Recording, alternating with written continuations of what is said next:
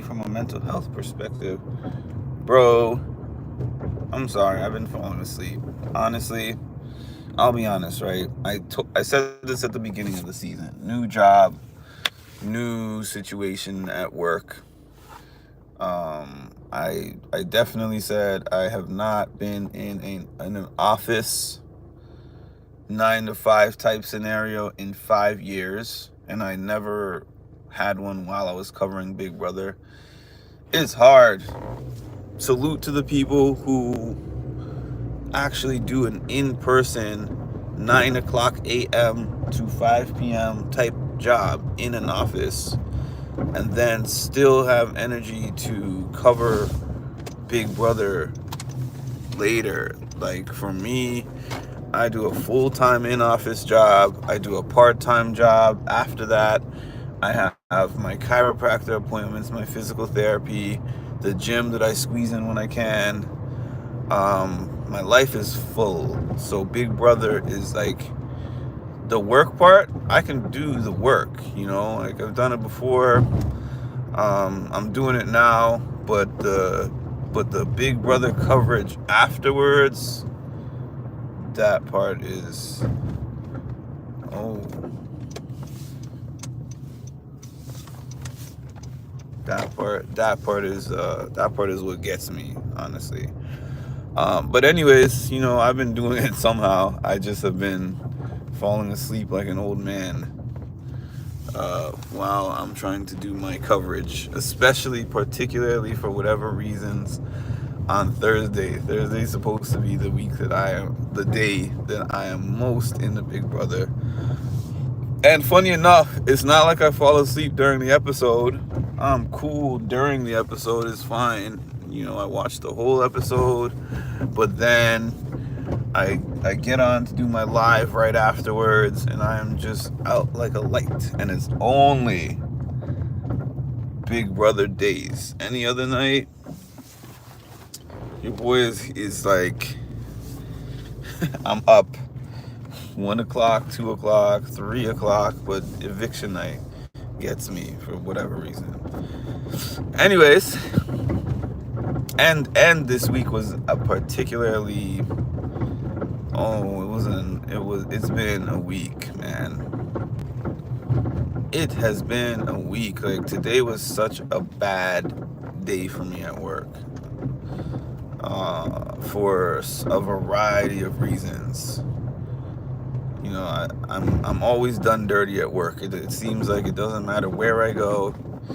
It doesn't matter who's around me, what the variables are. There's always going to be something crazy happening to me at work. That's neither here nor there. Floaters, grab a life vest. All right. Hi, Jason. I do it every day, bro. Hi, Vicky. Hi, Charicity. 9 to 7, then tune into BB, then listen to music. I couldn't do that. Sleep is important. I don't sleep a lot. I sleep like maybe 5 hours a night, let's say. Not consecutively, usually. But I sleep like a total maybe of 5 hours a night. And let's see. If I don't get that 5 hours, I'm a different man. Floaters, grab a life vest. I was waiting for the thing this season to really pull me into the season, because there's a few reasons I'm saying that. Number one, they're cutting so much from the feeds, and I think that I saw it on Blue Sky, which is basically like Twitter. We're seeing relationships and stuff like that. They're cutting feeds. They're putting some of that stuff on the Friday episodes that they have. They're cutting out whole showmances and stuff. Not that I care really to see like Riley and Catherine. Thank you for cutting that out of the feeds. But at the same time, give me the option. Give me the option to just switch the channel. So when I mean switch the camera, so that if I don't want to watch cowboy romance, I can just flip over to watch a different camera. This season has been kind of predictable. It's been a little bit redundant. It hasn't been the worst thing in the world, but it has not really piqued my interest. And I always say, when a Big Brother season is good, I am obsessed with it. That's the word that I want to use. If the season is good, I'm obsessed. I'm not just watching. I'm not just looking at it. I am thinking about it day and night. I'm like, I can't wait to get on these feeds and see what's going on. I feel like I'm missing something if I'm not seeing those feeds. You know, like that's a good season for me, and I felt that way most of season 24 when I became a feeder. Half maybe of season 25, and then I've never felt it again because I didn't feel that way about the season 26 feeds at all. So when I woke up from this slumber that was unplanned yet again, I saw that Rachel actually took the HOH. She actually won the HOH. And I was so excited because I was like, please don't let this lady go out like Sari, where they just run around talking about her, and then she doesn't win anything, and they're like, we dragged her this far, blah, blah, blah, blah, blah. She's not powerful like she used to be, this, that, blah, blah, blah. I was like, let her do something aside from her social game to make some kind of a significant impact on this season of Big Brother. And that's why I'm glad that she has an HOH under her belt. And now I hope she shows us how to do this like a professional, because Lord, she's playing with amateurs. Amateur night at the Apollo, watching these people play.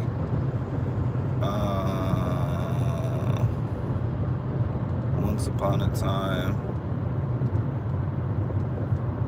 from 5 to 7, I hang out with my boy while I work, though. So dedicated, appreciate it. There is only 24 hours in a day. Okay, so I'm gonna like kind of mention what it was that bothered me. My personality, right? And it's funny because I'm an introvert.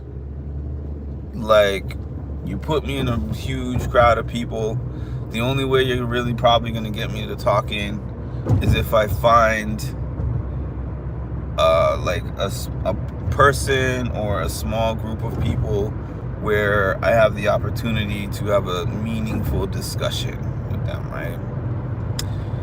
In every office environment that I have been in my life, like office,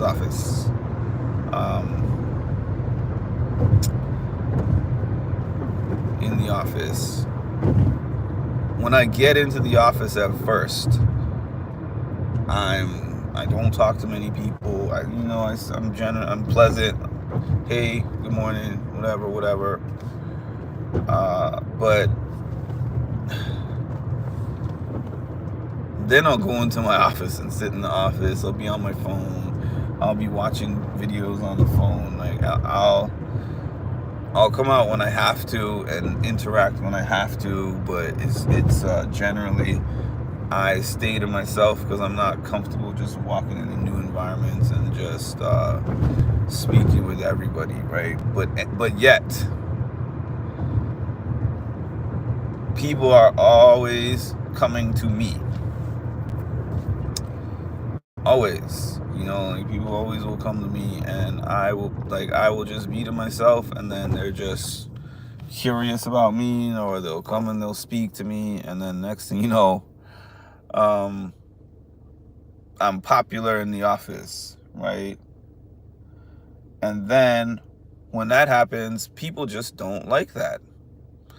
And it's weird to me because I don't care about popularity. Popularity just does not interest me. Like, if the popularity was tied to money or something, like you get a certain amount of money based on how many people like you, sure, I would be all for the popularity, but I don't care for that. um I was I've been spoken to at this particular place multiple times about my interactions with other people, in and not in the sense of you did something wrong or you had inappropriate interaction. It's just like, hey, all these different people are cool with you or whatever, but just limit the amount you speak to people and just kind of sit on the computer all day and just do your work on the computer. And I'm like, this is like, the field that I'm in is an interactive field. But it's just like, I always say this, the people that are valued the best in the field that I'm in are the ones that don't socialize, even though it's considered social work. Why call it social work if socializing is not a part of it, and you're just basically talking to somebody to write a note? I think that I have great social skills, and I think that, like, for instance, I was talking to somebody how yesterday I walked in the morning. I could do what everyone else does. Walk into the building in the morning and go right to my office, close the door, don't say anything to anybody, right?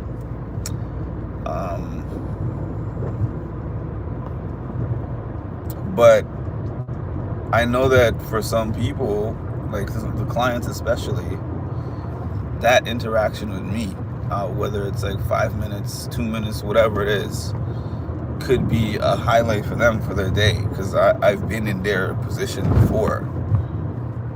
I won't mention specifics, but yesterday I remember when I walked in, I saw a few people that were going through things that I knew about, losses and different stuff like that, surgery, whatever, because I get to know people over time. And I'll pop in the room with the clients.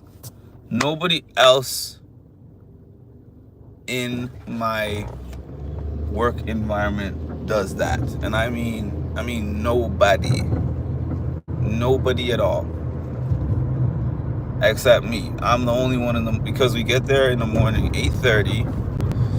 The program starts at 9:15, so it's like, technically we don't have to talk to them or engage with them until 9:15 or whatever. But I'm like, during that time period, 8:30 to 9:15, it's not like I'm writing a note, it's not like I'm running a group.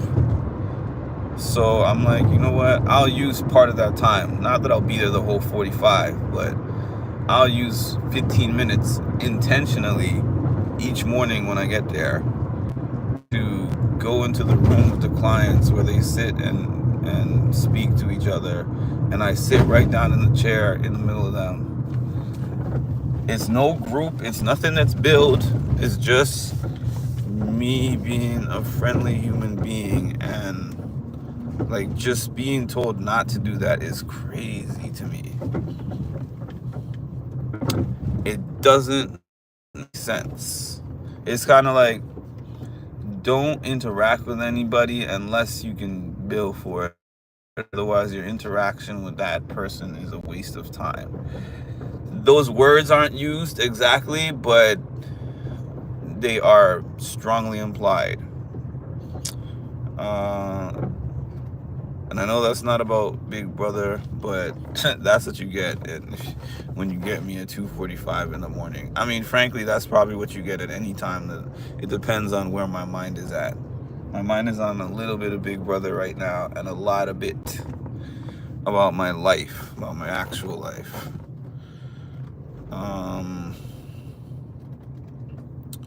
The unemployed is done. I don't even necessarily know if Vinny's gonna be her main target, but I know I wouldn't be surprised if he's on the block, if he ends up on the block. I know she's gonna be so happy about her letters from home, though. Her letter from home and the pictures. The house has got to be. Oh, they're gonna be. If they're paranoid, they've been paranoid just from having conversations with her. Oh, she scares me, bro. Like, I'm scared to have a conversation with her. Can you imagine the panic and the terror that they're gonna have now that she actually has the power to put people on the block and choose veto, replacement nom, and all that stuff? They're gonna be terrified, man. They're probably already terrified, most of them, except for like probably Ava, Will, Ashley, and Keanu. I don't know. I think that Keanu, I believe that Rachel will give Keanu a break from being on the block. I really do. I don't know. That's the vibes that I've been getting. Because I feel like Keanu can literally be one of her biggest assets at this point. Because he's good at the comps. He's won several of them already. I mean, he's had to, but you can't take it away from him that he has won several comps already. And he doesn't have many allies, and he knows that. So, and while she has allies, she also knows that she has people that are like, this is Rachel Riley. She's got to get out of the game because she is Rachel Riley. I don't care what she does. I don't care what she says. She's been on the show twice and she's won. None of us have won. So, I don't really want to work with her. Let's figure out this post-Rachel plan. He could be thinking the same thing. I mean, everyone could essentially be kind of thinking the same thing. I want to get her out at 3, or I want to get her out at 4 or 5, whatever. But for the rest of them, it's kind of collateral, I feel, for a lot of them. For like 75% of them in the house, I've heard talking about their post-Rachel plan. The only people that I don't really hear talking too much about their post-Rachel plan is, like I said, the ones that I listed: Ava, Will, and Ashley. Like, I think literally everyone else I've heard them talk at some point in time, like, what are we going to do after Rachel? Or which way are we going to get Rachel out?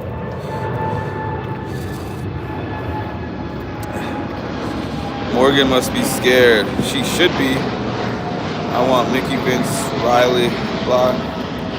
I pay for live feeds and I'm being robbed. I agree. I pay $12.99. I pay $12.99. You know what I could get for $12.99? I could get a fast food meal. I could put like 4, what is it called? I was about to say liters. I could put like 4 gallons of gas in my car. That could be my breakfast in the morning. $12.99 a month.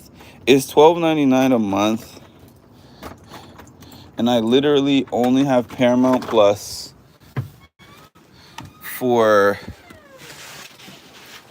Big Brother and Survivor when Survivor comes on. I literally have a whole app just to watch 2 channels, and you're cutting my live feeds. I said this the other day. I'm like,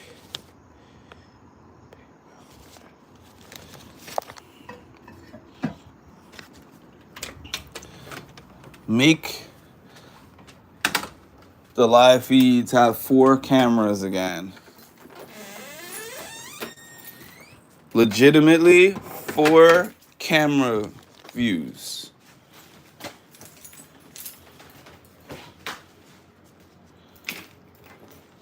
Four camera views that you can watch 4 different things on, instead of like how they make it where they just chop and cut from room to room and there's technically 4 cameras,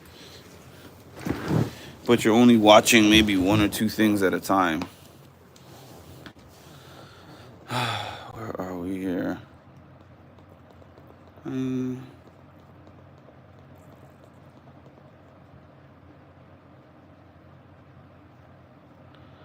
Okay.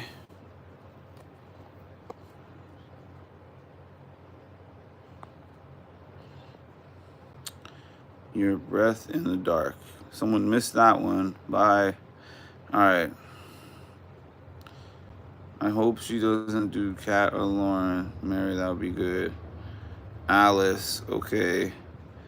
Huh, now y'all are in trouble because I can look at these comments. Hi, Kelly. Never thought Mickey would put up Jimmy. Never thought Zach would go home and Morgan and Lauren would. I was saying this yesterday while I was on my live before I fell asleep. All 3 of his ladies voted him to go. That tells you what game he was playing. Yes, they stood in a circle and cried. They stood in a circle and cried, but they all voted for him to get evicted. So I was like, wow. You know, maybe he'll... That was Cam vibes for this guy. He definitely got nicer once he was supposed to. I agree. Yeah. But he was so I'm sorry, I despise him too. Just like the way my day is going fine. I can see Rachel doing Vince, Lauren, and Morgan or Kelly. Vince, Lauren, it's possible. Because, you know, she owes me a favor. She can go out. I don't care. She can cry those tears. Like, he was just, like, really rude. Wait, he said that? Yikes.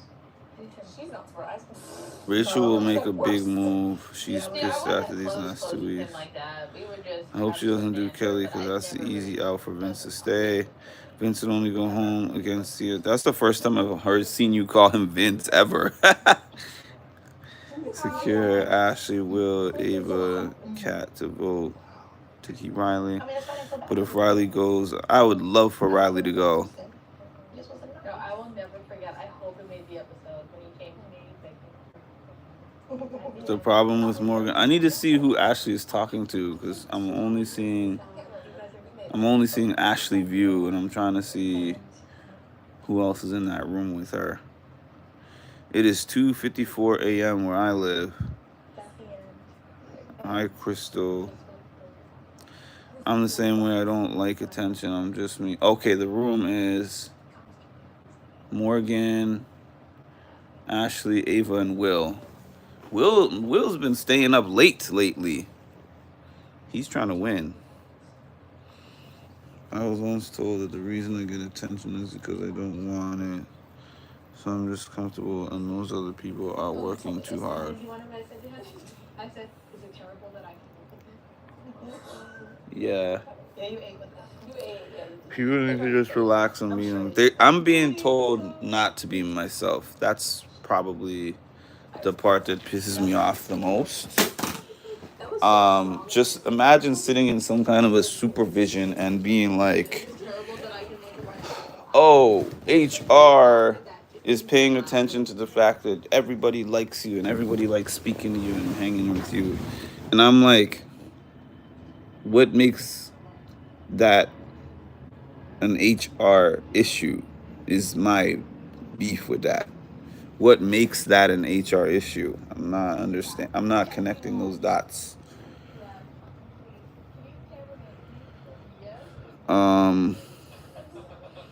I'm in sales commission. I'm so happy for her.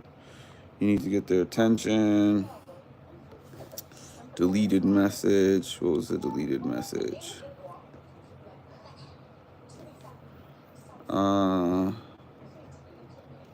Spam, I guess. I'm an introverted extrovert. Don't get sick like me, sort those. Sorry to hear that. Morgan is going to be scrambling. We have a huge storm coming on. Hi, Big Brother Bri. Stay away from the windows.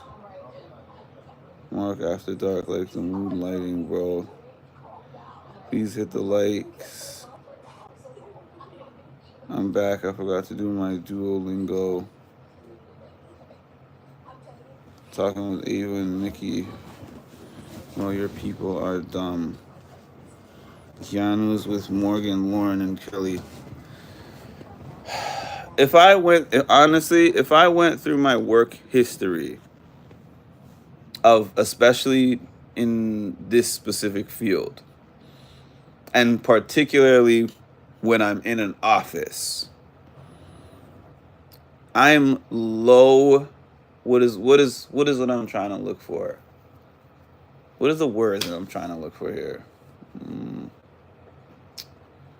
I can't think of the words. I had the words in my mind and they slipped out of my mind. But basically, I'm low drama. I don't get involved in office politics. I do make sure that I'm aware of the office politics, but I don't personally get involved in them. I would say I'm very easygoing, more so than most people, especially in a work environment. It's just like, treat me respectfully, give me equal treatment to everybody else, make the rules clear, and don't give me like ambiguous rules. That's it. There's not much to me in an office environment. But if I go through my history, it's like people have been in these weird one-sided beefs with me where I find out someone's in a beef with me that I don't even know about. I've had people that are just like jealous of who I am as a person, and they're people a lot of times with way bigger titles than me. They get paid way more money than me and do way less than me. And yet you're looking at me and being like, I just don't like him. I'm put in the mix of a lot of things, and I'm not in the mix of anything. And I don't go anywhere and attempt to be popular, seen. It's a gravity. The way that I'm talking now is just a realization that I came to. Believe it or not, I came to that realization because of Cara Maria and the challenge. Because, as an example, like a microcosm of an example, is when I started going to Big Brother events and challenge events and stuff like that. And I would look at the average fan interaction with whatever cast was there.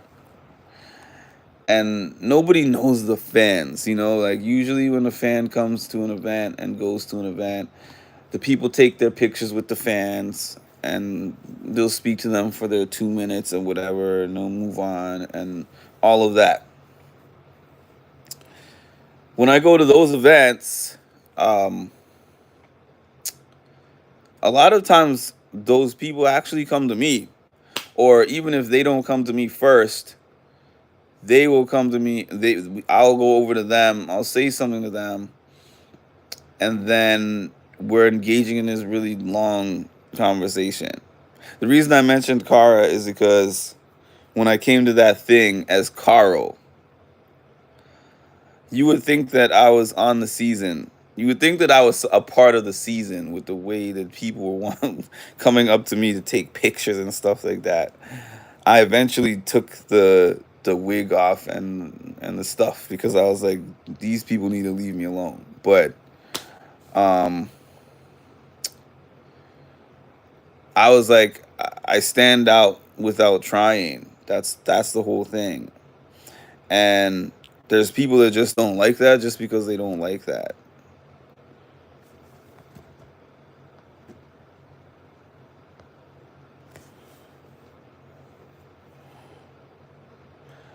Yeah, Chiricity, you hit the nail on the head. That's exactly what it was. That's exactly what it was. I was told, like, oh, when you walk in the hallway, when you walk down the hallway, there's always like a crowd of people that gathers around you. And that's been noticed. That there's like, whether it's clients, staff, or whatever. Like, for instance, this shirt that I'm wearing, this is one of my dad's shirts. I meant to take a picture earlier, but this is one of my dad's. I think this is the first time I've worn this shirt. And people loved this shirt. I love this shirt. It was a conversation starter today. I don't like, not that I need one, but it was like a conversation starter. And, the clients, because they know that I'm one of the most empathetic staff members, they'll come to me. They'll see that I'm out of the office. Mark, and I try to acknowledge as many people as possible. So then it's like, are you distracting people from doing what they're supposed to do? And I'm like, no, I'm not distracting people from doing what they're supposed to do. As a matter of fact, it's the other way around. They are, in a sense, distracting me from what I would like to do.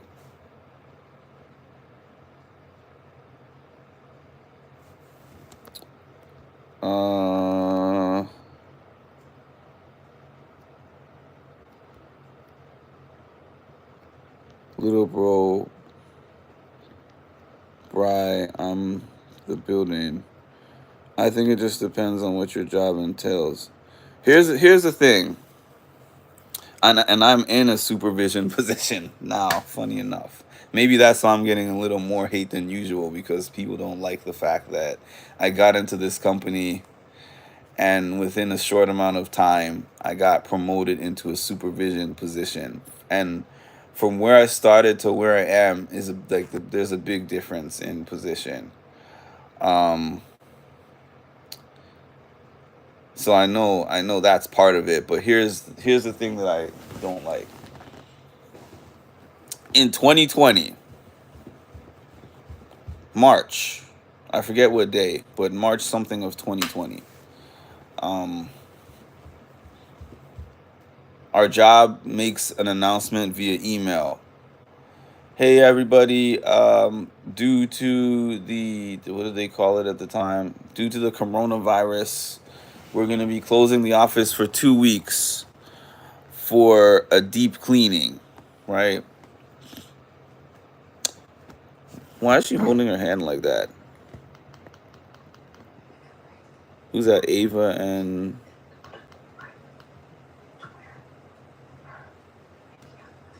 Mickey looks stressed, man. Which she should, because I think she's been talking crazy about Rachel for a minute. Anyways, the office closed down, they said, for 2 weeks for a deep cleaning, blah, blah, blah, blah, blah, while they get the virus under control. So for 2 weeks, we just didn't work. And then after the 2 weeks, they said it's going to be closed for 2 more weeks. And now we're going to be working remotely for the time being, right? So while we were working remotely, my job doesn't require 8 hours. And I know that hurts the soul of certain people in my field, like administrators in particular, but my job does not require 8 hours of work.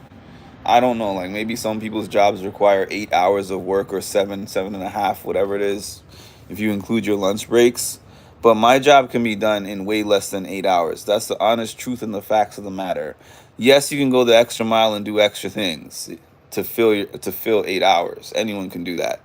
but my core essential job requirements do not take me 8 hours. And so I realized how much companies stretch you to get those 8 hours of work out of you when my building closed down. Because my job was plain and simple: peer counselor. I meet X amount of people per day. Let's say it was 12 people per day. I have a peer counseling session with them in my office, and then I write my notes. That was the whole job at that time. That was my whole job at that time. And in between, maybe we do some trainings and we do some little things, but it's mainly meet the 12 people, have the 12 sessions, write the 12 notes.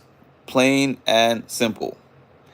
So they would put them on my schedule in such a way that they were spaced out enough that I had people on my schedule from 9 o'clock a.m.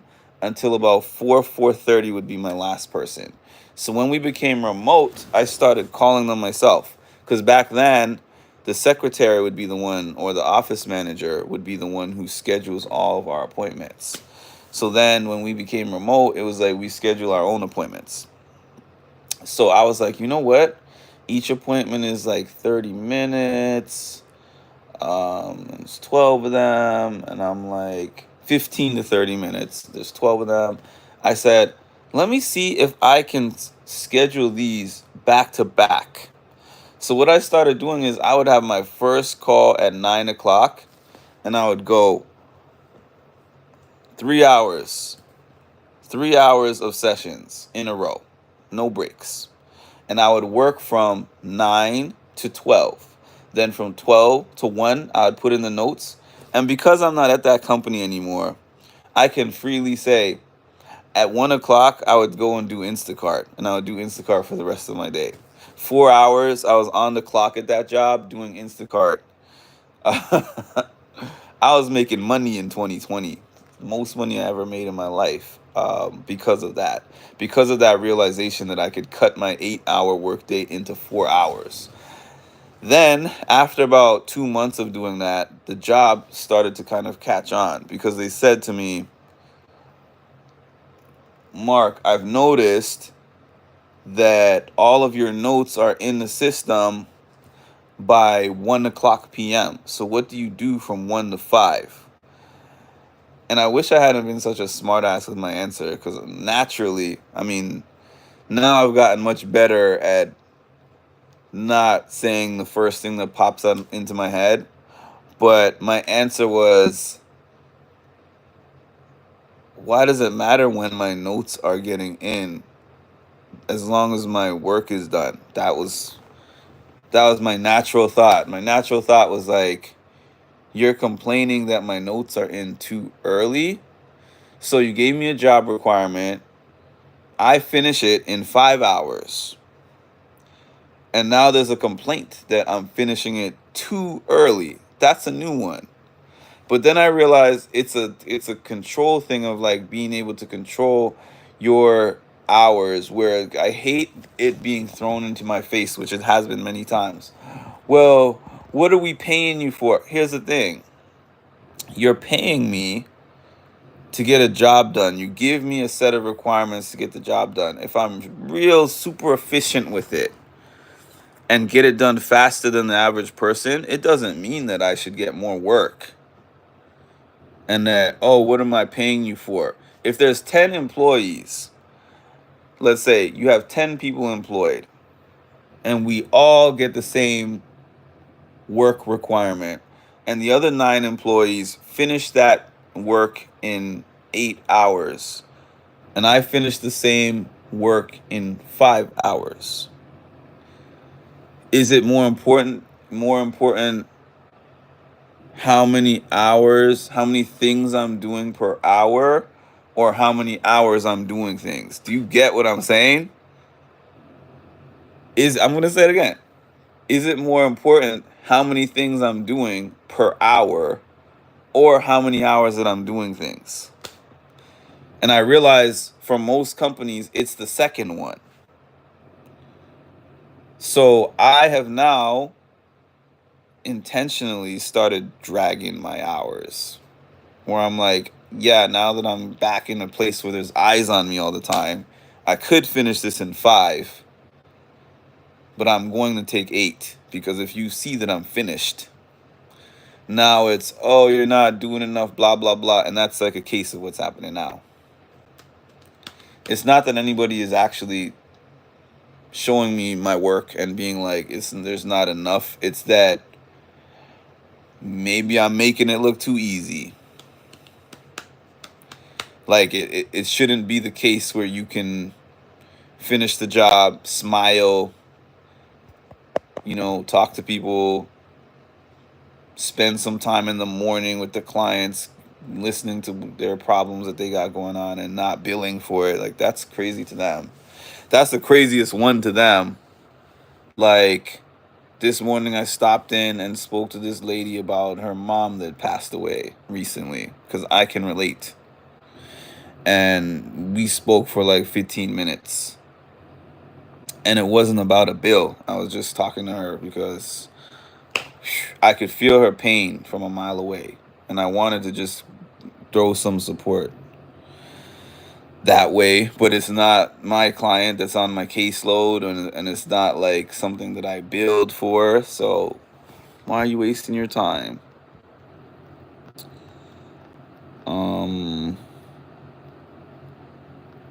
Appreciate that about the shirt. The downside is you both have a point. I had that. You had that told you on your job as well. It's not your fault for sure. It's a perception that they're trying to manage, but sounds like they're putting a lot. And then I'm told like, oh, the CEO and I can't. I'm not even gonna get into that. But let's just say, I've been told that people in the highest positions in the company are observing me and saying that how can I do my job if I'm also interacting with people? I feel like in this situation, like, I'm interacting too much with people, so how can I do my job? And I'm like, well, point me to what I need to do job wise that I'm not doing. Point me to what you think is not being accomplished. Let me tell you something. If you put something in front of me and say, this is what you're currently doing, and this is what the expectations of what we want you to accomplish, I will figure that out quickly. Meaning, what I do in this field is not a skill set that I learned or something that I studied and got a master's degree for. It's a gift. So I can do the work twice as fast as anyone else, and I can do it with a smile on my face, and I can talk to people, and I can take as many breaks as I want. And on paper, everything that needs to get done is still going to get done. So people see that and they're like, if you can do all that, you're not doing enough. If you're not angry and stressed like everybody else, we got to push you to the point of you being angry and stressed. And I'll tell you how I got to this point of refusing to be that way, because that's how I started. When I started working my first after post-college job, I worked a lot of hours. I did a lot of things every single hour. I was overly stressed. I was angry all the time. I didn't get enough sleep. I took the job home. All that stuff. And guess what happened? I started getting panic attacks. I got diagnosed with an anxiety disorder. I didn't work for 2 years. I ended up in the hospital, stress related. And I went on government benefits. And once I got to the point where I started to get better and I started to explore the reason why all these things happened to me, I said, I'm never going to do anything that stresses me to the point where I have to go to the hospital again. So any job that has had me since, I'm like, I'm gonna take the breaks. I'm gonna use the PTO. I'm going to randomly call off sick when I want. When I realize at work I need mental breaks, I'm gonna go outside and I'm gonna take a walk. I'm not gonna sit and stare at the computer for a whole 8 hours. And I'm not going to make the job my life. My life takes place when I'm out of the job, not when I'm in the job. And companies don't like that. Telling you. Hi, Ed. You should have spread those notes out. I did eventually, but at the beginning, I did not, because at the very beginning I did not, because I never had been in a position of doing remote work before. That was my first remote work. Aside from like a brief stint at 1-800-Flowers as customer service, I had never done remote work before. So it was a learning curve for me. As a business owner, you wouldn't think like that. Those other people are doing the same thing. They're just being more slick. Why would a company pay for 8 hours of work? They do, though. This is a reality, Jason. Let me tell you how much of a reality this is in any field. When I was 22 years old, I went to I did this factory work. The factory work, there's every job, there's like production and an operation team, right? So we had a number of pounds that we had to go through. Okay, let me see if I can describe this in an easy way. It was an electronic recycling company. So you would get big boxes of old electronics that you had to sort through. When the electronics came into the factory, the shipping and receiving department would stack them on a crate and saran wrap it, and then it would get weighed. So the box of electronics, let's say, would say 800 pounds. Then the forklift driver would bring the box over to the production area and drop it in front of whichever person is getting that box. We had to sort through, when I got there, our job requirement was to sort through 8,000 pounds per day. Why are we looking at what Mickey sleeping? She looks peaceful as hell, though. She looks peaceful as hell. Anyways, random, because I have it on in the background on mute. Because right now, this is kind of interesting. So we had to sort through 8,000 pounds a day. So the boss on my first day comes in and tells me, okay, this is the requirement. This is how we do things. You get your boxes. You take you finish with your box. You take the tag, and you save your tags. And at the end of the day, I come down with my calculator and I calculate how many pounds you have done per day. So we would have a production sheet at the beginning of each new week that showed how much production we did Monday, Tuesday, Wednesday, Thursday, Friday. Oh God. I'm not for this. I'm telling you, I'm not for this. Monday, Tuesday, Wednesday, Thursday, Friday. Mark 8,000 pounds on Monday, 2,000 on Tuesday, 6,000 on Wednesday, 4,000. This is how it was. And then it would have your average for the week, and then it would have a leaderboard where everybody would be shown in order, and we'd stand in front of that board on Mondays. Mike, you have you did excellent. You averaged 12,000. You met the requirement of 8,000. And Joe and Jane, what happened? You only averaged 6,000 for the week. Step it up, right? So my first day, I say all that to say my very first day, They said the requirement is 8,000 pounds. And I thought in my head, man, 8,000 pounds? I have to sort through 8,000 pounds worth of stuff in a day? Like, I was thinking, how can my body even hold up to do that? So I'm just working away and I'm working away and I'm working away. I get to 12 o'clock. I add up all my tags, 8,000. I started at 9 o'clock. And I finished my 8,000 pounds by 12. So then the boss comes over to check everybody's work, because he would check everyone's work at lunchtime and like an hour before we go. Comes through, oh, this one's at 4,000, this one's at 3,000 something, step it up. This one's at 5,000, good job, get your last three. Da da da da da da. Mark, you did 8,000 already? Wow, you look, Mark is new and he already did 8,000. I told y'all you could do more.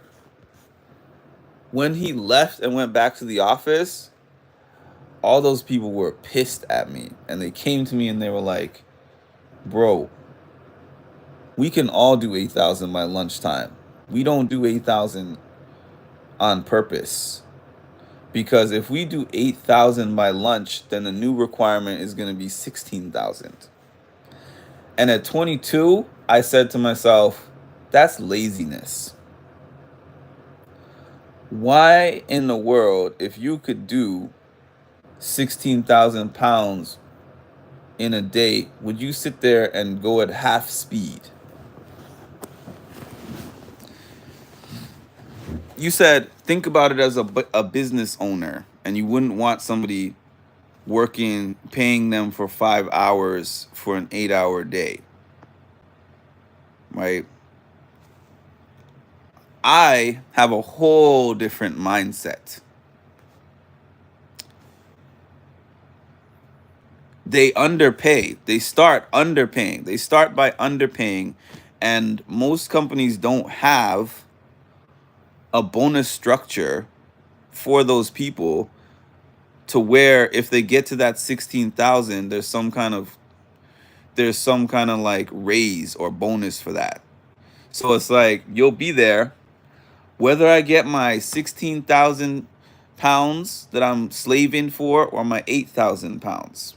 My salary is still going to be $11, $12 an hour. That's what it was at that time. It was not going up if I doubled my output. There was no proof of that. And in that position, nobody got raises. The only way that you got a raise is if you got a new position. That's it. If you got promoted into a new position, then you get a raise. That specific position, I was there for like 2 years. Ain't nobody got a raise unless they got a promotion. Depends who you ask. If you're looking at it from I want to do just enough to get paid. So the company is obviously always looking for efficiency. It'd be bad business if not. So yeah, so here's the thing.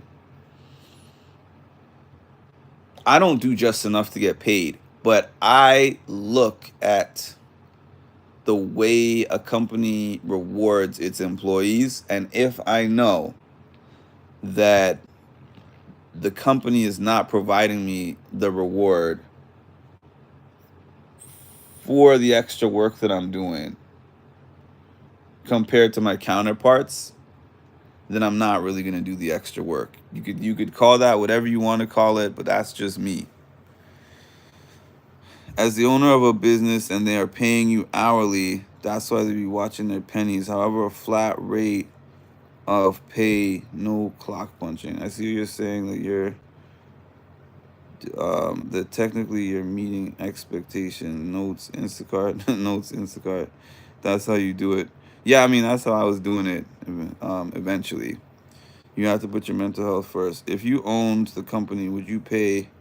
I would honestly, listen, this is why you can't be disconnected as a business owner. And what I mean by that is there's a lot of business owners who, if you put them on an operations floor, they'd have no idea what they're doing because they know how to run a business in terms of crunching the numbers and stuff. But the operations part, they're clueless. They just put something on paper and it's like, this is what you should be doing. This is what you should be doing. And sometimes I feel like every business owner should spend a month on the floor.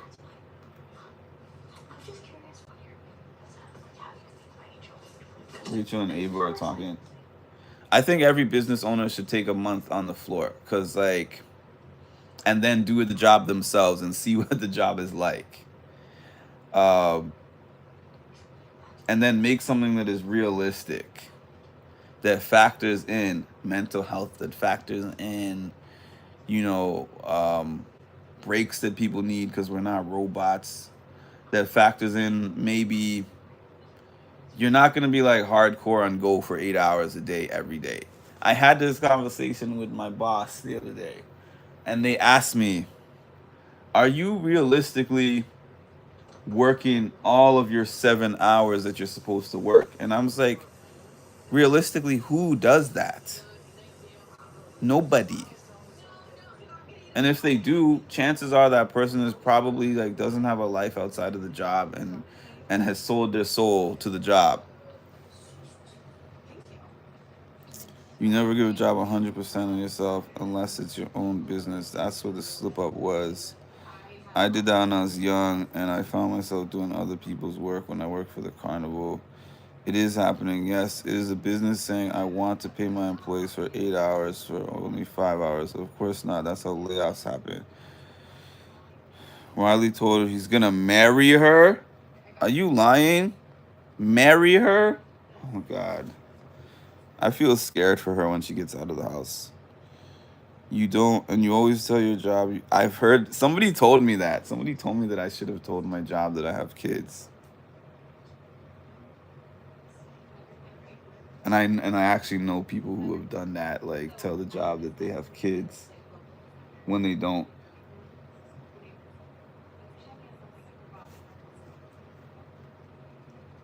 She's wearing like a trader's cloak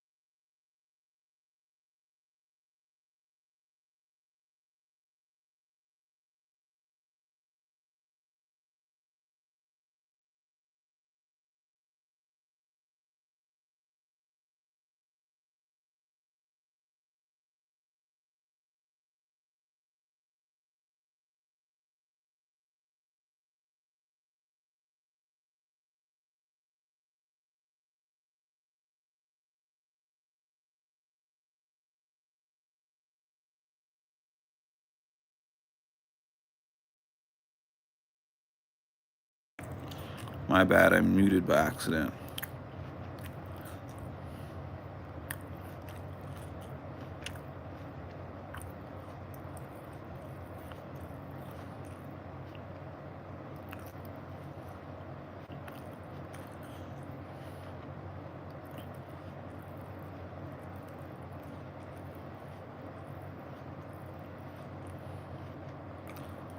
He said that, and she said that. I don't really know what the last thing that I said was. What was the last thing that you heard?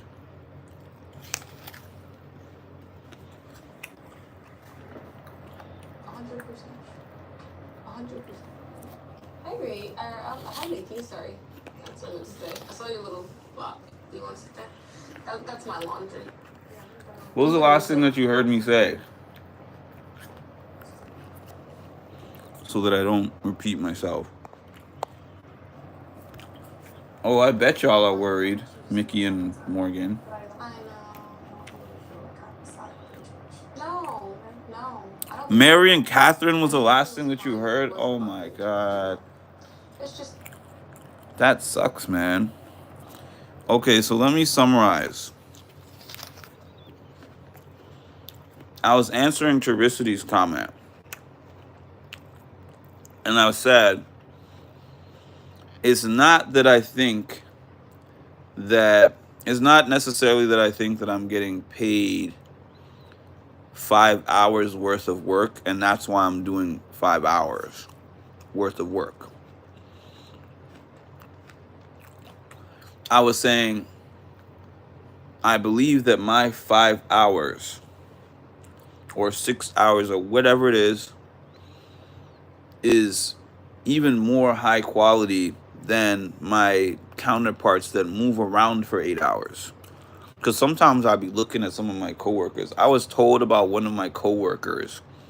I was told by my boss about one of my coworkers, and my boss told me that that person is one of the hardest working people that they ever met. But I'm on the floor. So, being the hardest working person they ever met, this particular person is one of those people that is has a doctorate level of looking busy, because I'm on the floor with him, and that man will move around and look like he's doing something. One time I observed him for a whole day, and I'm like, has this guy even sat on his computer once? Has he talked to anybody on the floor? Like, the clients are on the floor with us. I'm like, has he spoken to any client on this floor? I'm like, this man does not work hard. This man, if his job was was photocopying papers and like making sure that he gets 10,000 steps a day, then yeah, this is the hardest working person that I've ever seen in my life. Like, if that's what his job description says, get 10,000 steps a day on his watch and photocopy 100 papers a day, then yeah, he's worked super hard. You see me on that floor, I'm working for real. And when the clients need things, they don't go to those people that they know is not going to do anything for them. They come to me.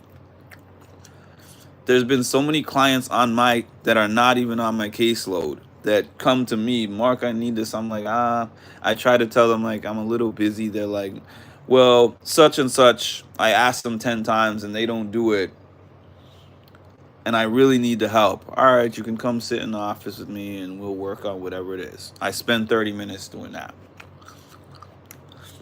Then the boss is calling me directly. Hey, Mark, I need this and this from you. Why? Because I'm the go-to guy.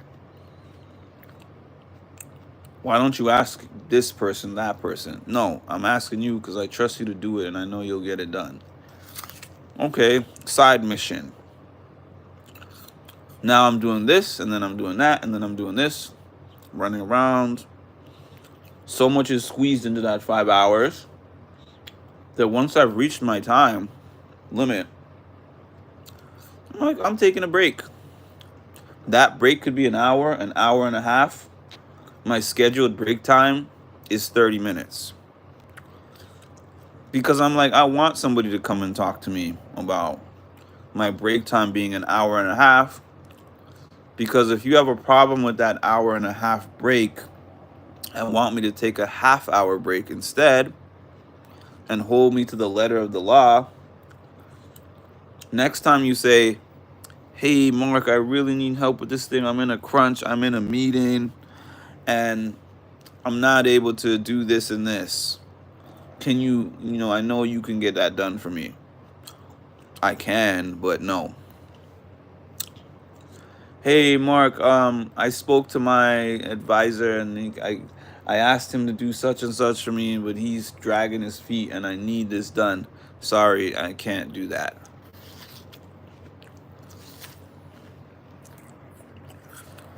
I put myself in positions where I command the leeway, to tell you the truth.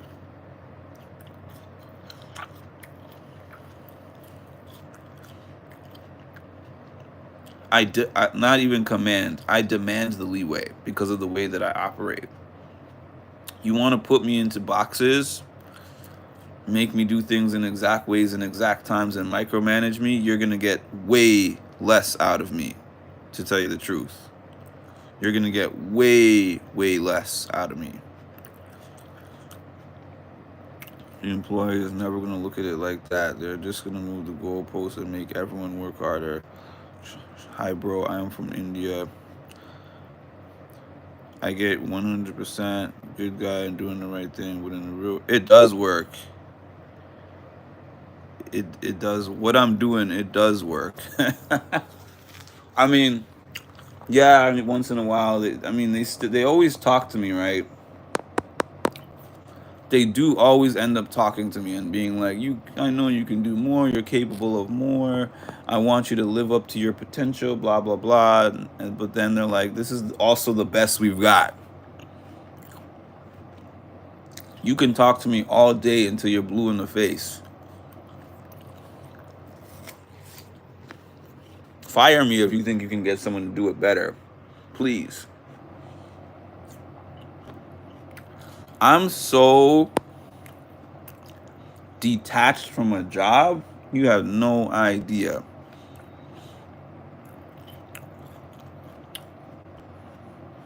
I'm so detached from a job. And when a company knows that, I represent like 10% of the workforce. The way that I am with a job, these conversations that I get into, I'm not just like, oh, I'm sorry, I'm going to work harder. I'm like, statistically prove to me what I am doing that is less than my counterparts. Show me on paper that I am doing less than what is required. And in fact, when we examine what I have done, it's usually more than my counterparts, and you still want more. You're not getting that. What are you giving me to make me do way more than my counterparts for the same salary?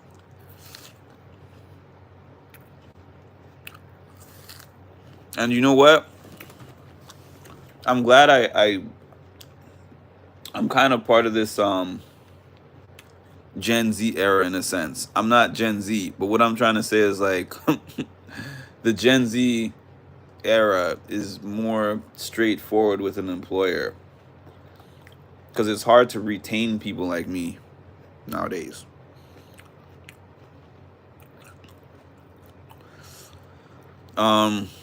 Comparison is always going to be nonsense because it's about, yes, it is about perception, 100%. And the perception is, like I said, if I see you on the floor, if I see you smiling, talking to somebody, relaxed, if I see you looking relaxed, it means that you're not productive. It doesn't matter, like, nobody checks the work and then says you're not productive. They're just looking at you like, why is this guy? He's too happy. He's too happy and comfortable. We got to change that. Happy and comfortable is not the culture here. stressed and walking around like the building is on fire and typing like that Kermit the Frog gif, then we're happy because it means that you're stressed. And when you're stressed and you always have a huge to-do pile, you know, do a tiny bit better than the second best guy. That's it. Not more, not less. Working with a man is always difficult. So much easier when you have your own autonomy. In my call center, they would give rewards for more time on the phone than off. That's great. Management would serve them breakfast or lunch. It would be given as a group. That's the point. Second place guy picks up 30 calls. Pick up 35. Don't pick up 50. I agree. Hi, Janet.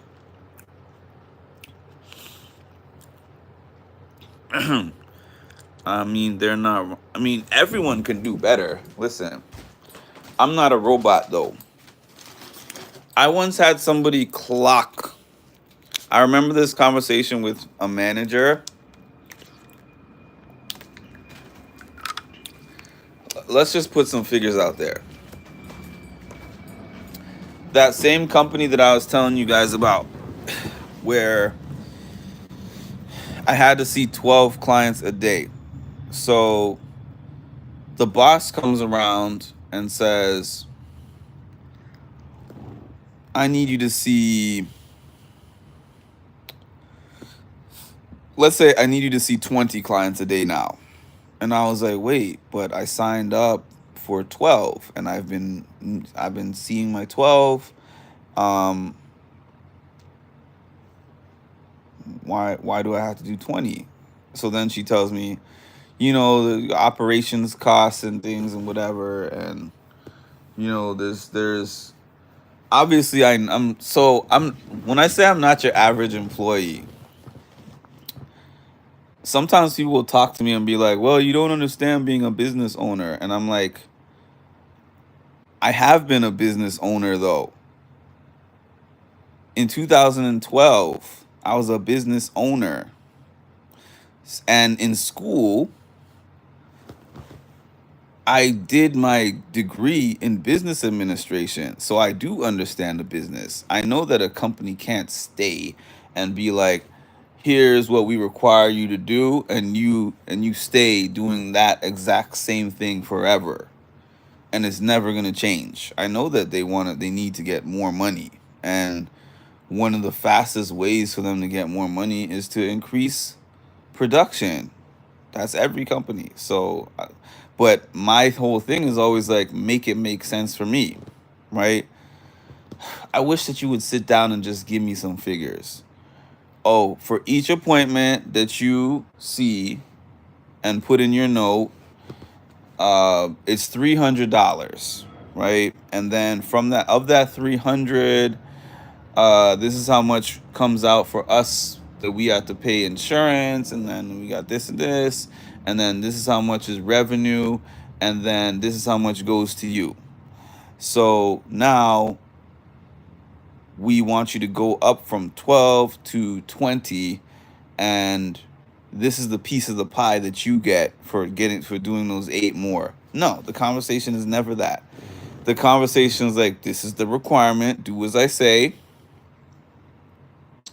And I remember that conversation with that person. She clocked my day, and this is one of the most, I don't want to say infuriating, but I was pissed about this. She was like, okay, this is how many sessions that you do per day. This is how much each session takes. This is how long it takes to write a note. This is how many breaks you get. This is how long your lunch break is. Da da da da da. Lists it all out and says, we generously give you 6 hours worth of work in your 8-hour day. You have 2 hours that are not even accounted for that we've just been giving you for free. And you can plug in these 8 people here, here, here, here, here, here, and here, and here, and still have a half an hour left over with including your breaks to do whatever you want. I was like, you do realize this is the mental health field, right? So there's way more nuance to it. My factory work, you could make a little more cut and dry because I'm just opening up boxes, sorting stuff out. You know, maybe some days I'll be a little more tired than others, and some days I'll have more energy than others. That's really the only variable. But in the mental health field, people come in and sit in your office and trauma dump on you. So it's not as simple as to say every session is going to be this exact time. Some sessions are longer than others. Some sessions hit harder than others and you need a longer break. Some sessions, there's a lot more things to write your note about than others. Like, and I said that all of this to this lady because I always explain my point of view. They never listen to it, but I always take time to explain it. They surely never tell me it doesn't make sense. They just tell me like do what I say. That's pretty much it. And then from there, I either leave or I do the same thing I was doing before, and then we get frustrated with each other over time, and then I leave. So it's the same end result. It's just sometimes I leave fast and sometimes I leave slow. That's just the reality of my life. I can't deny that. I'm always willing to leave. My phone is dying. The one lady who was never late spent perfect time on the phone, never called off. She needed to go to a doctor's appointment, but they did not. Oh my God. I know how that goes. Rachel's going to put up Vince, Morgan, and Lauren. Vince, Morgan, and Lauren. Interesting. Well, Morgan and Lauren have never touched the block, so that could be a decent shakeup. If you get paid per call or sales and have a business, it's different. But I pay it the same, do a tiny bit better than the second best person. Is about value. You know, like my last 2 jobs had like a incentive based bonus that you could get, right? The bonus was based upon let me get my charger because this phone is about to die.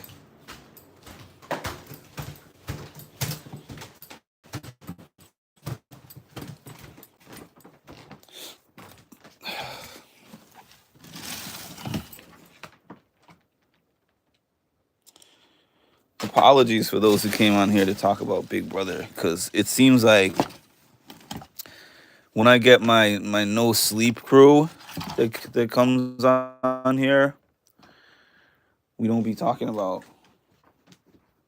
Big Brother. Where is my charger?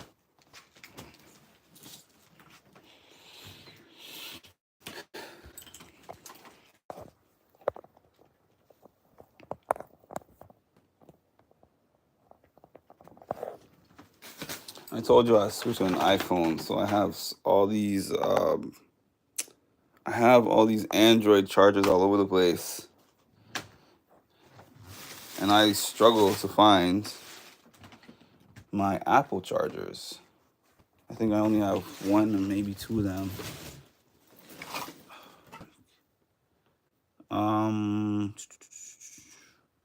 Where's my Apple charger?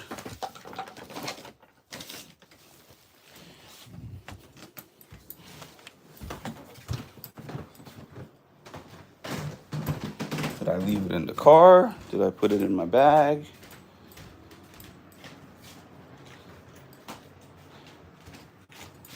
Did I leave it in the office? Okay. Don't know where my Apple charger is. Phone is dying.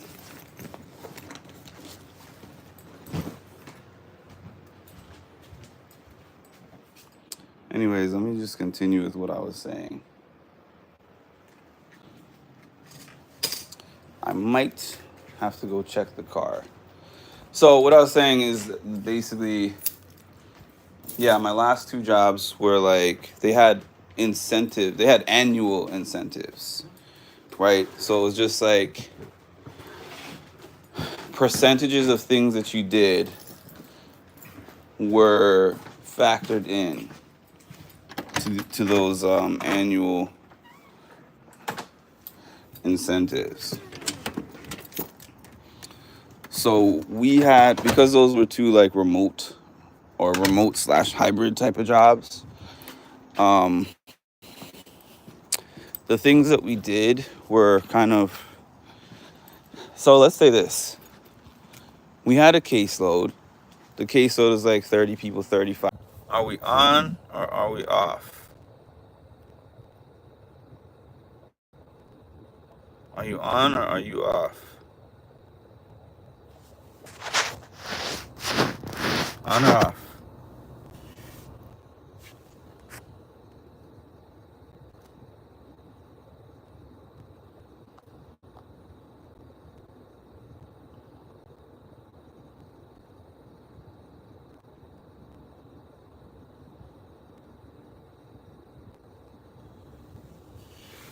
Okay, good. Geico. What was I don't know. I don't know what last I said, honestly. But anyways, I guess what I was saying, I hope that you guys heard what I said about the company bonus structure, because I gave like a really long story about the bonus structure in my last company and why I chose not to strive to get the full bonus. I literally chose not to. It wasn't like I tried to get it and didn't meet the expectations. It was like the 95% accuracy, not accuracy, but like we actually had a list of metrics.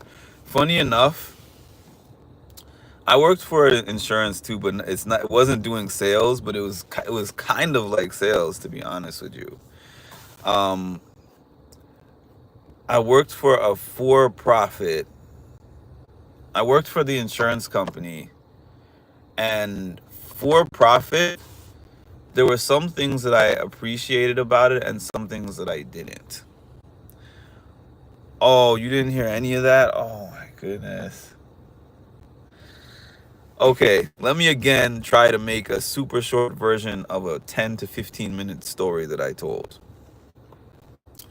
I worked for Blue Cross Blue Shield. In 2020, or like around that time, they just started hiring counselors and stuff like that directly, right? Before, an insurance company did not hire those employees directly.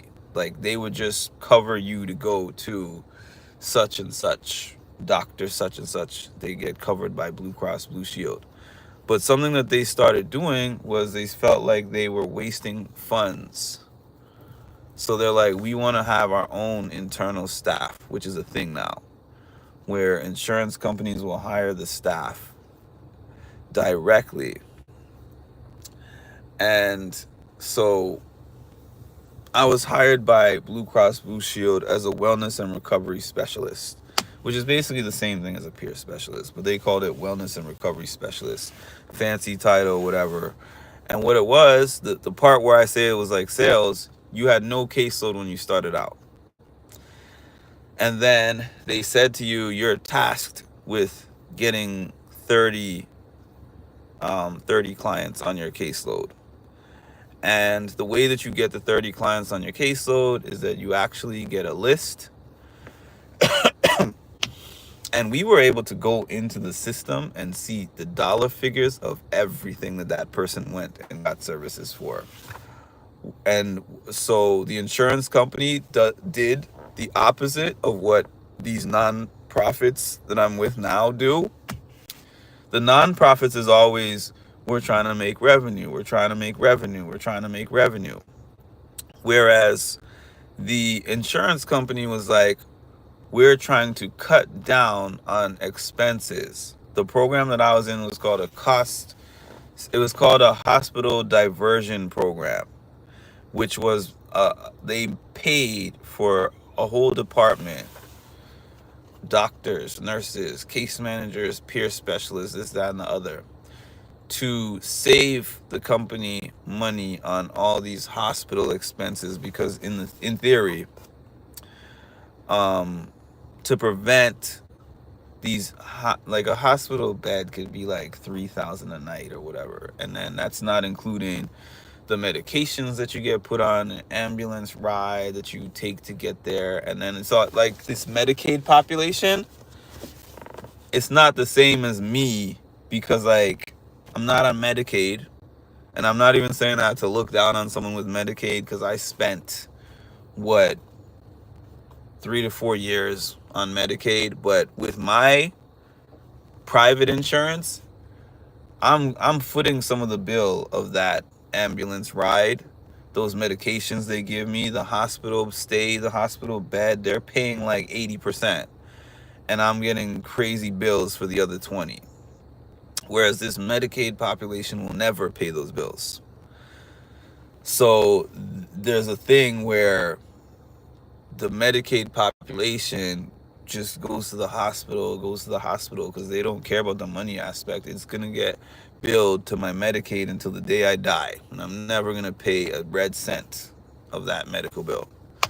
So the insurance companies, knowing that, we're now like, if we hire a staff of people to call out and be like, how are you doing? When is your next appointment? When is your doctor's appointment? Basically, we were there to encourage outpatient services. Like, the main goal is, let's make sure that they are going to all their outpatient services and getting their regular checkups, going to their primary care physician because it's way cheaper than them ending up in the hospital, making sure they're taking their insulin, making sure that they're checking their blood pressure, going to their dentist, blah, blah, blah, yada, yada. That was the main thing. Get them to go to all these preventative care measures so that they're in the hospital less, and they would tell you straight up, your goals for the year are saving $13 million. That was the whole thing. This program is supposed to save $13 million, and the supervision meetings were very. It's so funny because I came on here to she said I'm going to give the short version, and now I'm giving an even longer version of the same story. Goodness. But they would tell you 13 million. Every quarter they would be like, okay, we saved 2 million this quarter. We were supposed to save 4. We're behind by 2. So next quarter we have to get 6 to catch up, blah, blah, blah. The supervision meetings were never like, how's Andrew doing? Did Andrew go to his doctor and get his blood pressure checked and get his blood work, da, da, da, da, da. It was just like numbers. The case report was like an auto-generated case report, and it showed you reached 75% of your metrics for the week. And the metrics were like, did you make your call to this person every 14 days? If they didn't pick up, did you go through the unable to call protocols, which is call 2 times, leave messages, and then send out an unable to reach letter, and then look in their claims to see when the last time they saw a provider was, and then call that provider and ask them if they have a different number on file. Like, it was so number related. And to an extent, I love numbers, but it dehumanized the hell out of that position. But anyways, point being is, what I was saying is, they told you they had a incentive program that if you reached 95% of your metrics for the year on average, that you would get your full bonus. And I was saying that the bonus was like about $5,000. So I didn't even strive to reach that bonus, because the work that it would take to get to be 95% accurate and reach that 95% metric that it wasn't even worth it for me. So I was talking about the expectation system, the end of year evaluation, where it's like 5 is the highest thing you can get, 4 is like above average, 3 is like average, 2 is does not meet some standards or whatever, and 1 is like disciplinary action. So I was striding. I don't think strove is a word. I was striving to be like a little bit between 3 and 4. Because with 5, you would get your $5,000 bonus, but it took so much to achieve that. Like on my team, I think we had about 12 people on my team, and 2 people got that, and they were like super workaholics. So I was saying, I decided from when they told us about that bonus that it's not worth it. And then it was like a bonus, and then there was like also a percentage of annual raise up based on your salary, and a combination of your salary and what your manager gave you as in your evaluation, which is like you could get a maximum of 2.5% salary hike. And so 2.5% for me at that time, say 2.5%.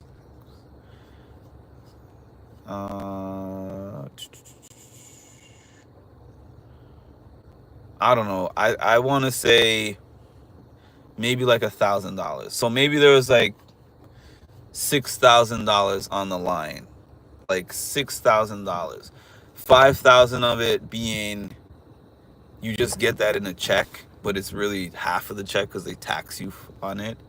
So like 2,500 in a check, and then 2.5% of a raise that is split over the course of the 12 months. And I was like, I'm not going for exceeds expectations, because that's not. If you told me that it was like a $50,000 bonus, I'll make it my mission to get that $50,000. But you're telling me if I work extremely hard and reach 95% metrics, I'll get $5,000 and a $1,000 bonus over the course of a year. And if I work slightly above average, I get $2,500. And if I meet like 80% instead of 95, and then I get $2,500 and like a $500 raise instead of $1,000. I'm going for the 80% because it's not a big enough difference to me.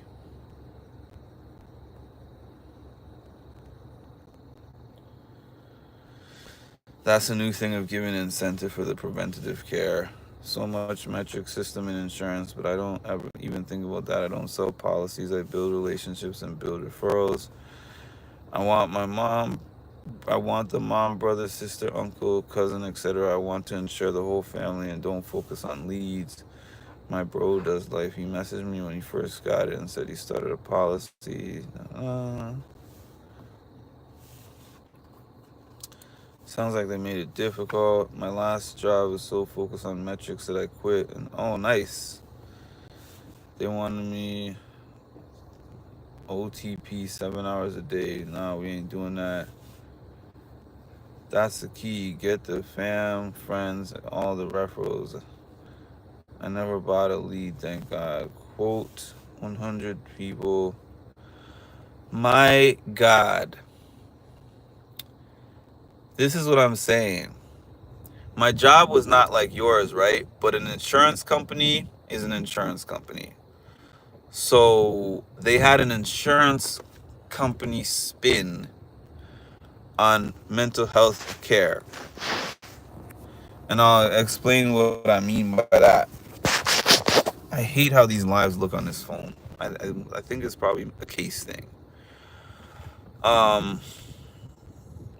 Yeah, so they wanted us to get up to 30 clients. And the way that we got these clients, cold call.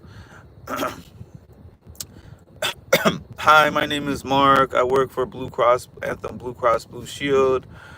Um, I'm a wellness and recovery specialist. I work for Blue Cross Blue Shield. Um, before we start the phone call, can I verify your demographics? Click. That's what most of that ended up being. Click. They're not even gonna listen to that and hear you out for that. But I started getting better at kind of mixing in a little bit of a sales pitch, because I started to say to myself, I can't use that script. I have to figure out a way to say what I have to say and do what I'm legally required to do within 15 seconds, because that's about how long I have to potentially win them over on the phone. So when I first started, I was going through the script, blah, blah, blah. I remember I was like 4 months in, and I had a caseload of like, let's say 15, and I was supposed to have 30. And then I remember my manager had a discussion with me and said, I've mentioned this before that on this channel, that the manager was like, okay, so you have 15 people that you call every week or whatever, every 2 weeks. This is how long the calls are, and this is how long the provider calls are, and this is how long it takes for your notes, and da da da da. And so if you want to get the extra 15, you have to call 150 people. And I don't know how it is with your side of the insurance, but each person that you call is on your caseload. It's not just like you call them and that's it. Like you just go through a list, check off the boxes that I called. No. If there's 150 people plus my 15, there's 165 people on my caseload. So it's like 15 active, 150 inactive. So for those 150, I'm still going through the same protocols that I have to go through for the ones that are picking up the phone. Meaning, every call that I make, even if they don't pick up the call, I have to open up the system and log. Called at this and this time, left a voicemail stating my name and my title, and we'll call back. And then if they're not picking up, I still have to go through the process of looking through their claims, seeing when last they were seen by a provider, trying to call that provider, see what number is on file, make a note that I called that provider and what was said in the conversation. And then if they don't pick up 2 times in a row, I have to go through the same protocol of sending out the unable to contact letter, blah blah blah, and make a note of that. So it's like, yeah, it's like, okay, I can make a lot more calls, but putting those people on my caseload just drowns me in work. Like, it's so much easier having an active caseload versus having all these people that you got to call and do all these notes on all day. And the way they were explaining it to me was just horrible. We had metrics that they were fair, but I didn't really get watched because I did mine well. Metrics is cool, but a lot of bosses get lost with that. Cold calling sucks, bro. But I had never had so many curse words and evil things said to me as when I was doing that. My goodness. I had to develop a thick skin with that job, because anything I've done in the mental health field, regardless of my bosses telling me whatever, the clients always love me at every one of these jobs I've done in this field. In general, even, not even just in this field, but this is where I've done the majority of my work in my adult life. So this is the first time I ever had clients that just didn't like me, or even if it was just that population and the fact that you were cold calling. It was like I felt like I was diffusing a bomb when I called some of these people, because the first 10 minutes of the call would be like listening to how terrible Blue Cross Blue Shield is because they had to get this heart surgery, and then the company denied their claim and they owe $100,000. And then when they called the rep, this and this, they got in this argument. That's not even my department, but they don't know that. If you're in the insurance company, you represent every terrible thing that has ever happened to them. And some people just want the approach of like, sir, I'm not the one who approves your medical claims. Or ma'am, that's not my department. That's not my department. That's not my department. But I realized very early on, if you weren't willing to listen to them make that complaint, you're not going to get them as a consistent client. And you had to have them. It was so hard to get people who were consistent. So I learned to just sit there and listen to it and find like a nice way to be like, that's not my department, but I'm sorry that you experienced that. This is what I can do to assist you. I don't work in the claims department where I'm approving or denying claims, so that ain't got nothing to do with me. But I can call them for you. I can get the most up-to-date information. I can look in the system and see, like what reason was written down for the reason why this claim was denied. I can help you with an appeal. We can call together. You know what I mean? You had to find a way to work the system. The system was the people. And I'm not saying I wasn't genuine, but I am saying I did start to realize that there was a part of the job that was game. There's a part of all jobs that is game. Let's be real. And because I participate in much less game than the average person, up there they don't like me. Down on the floor they love me. That's how it goes. As a fixer/service agent, you learn to answer. You know what's the worst part though is in my department, you couldn't fix anything because you didn't have the authority. Some of those things that they would complain about, if I clicked on the note that was left by whoever left that note in there, it was encrypted. So I couldn't even open it because I didn't have the authority to do that. I had no power to approve or deny anything. My calls were literally just, the whole goal of the calls is make sure that this person is consistently going to all their preventative care. Look in the system, see what they have, and then if you be like, hey, I see that you don't have a dentist on file. That became one of my go-to ways to get somebody to be a member on my caseload, to consent to be a member on my caseload. That became like my go-to cheat sheet way of going about it, right? Because 90% of them did not see a dentist and had issues with their teeth. So I would be like, hey, I see in the system here that you haven't seen the dentist in 6 years. Would you like help connecting to one? And they would usually be like, yeah, 90% of the time they would be like, yeah, I do want to connect with a dentist. And I would be like, okay, great. So I see that you put it in there, Jason Lowe. Liberty Dental, I believe. Liberty. You didn't say Liberty Dental, but Liberty was the dental service that was connected with Blue Cross Blue Shield.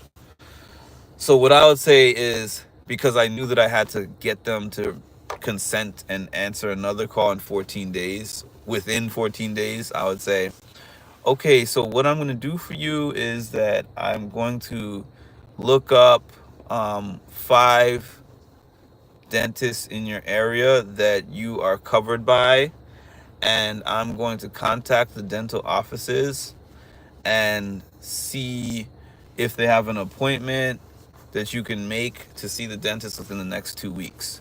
And they would be like, oh, wow.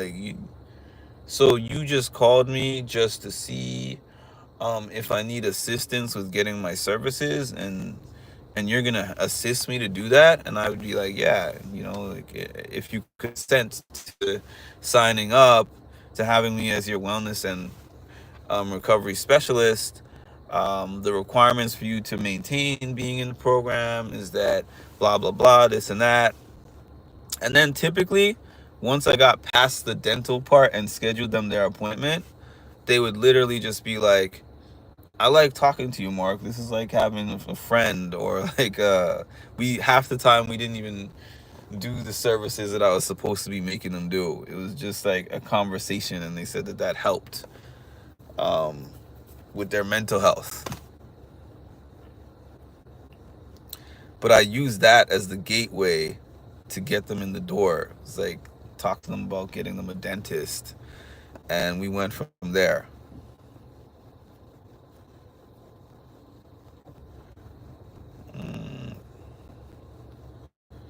I got no fear with my clients. I'm running the show.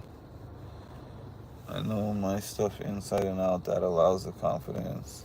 Hey, Andre. But I don't do health or life. Having to find a way in that connects.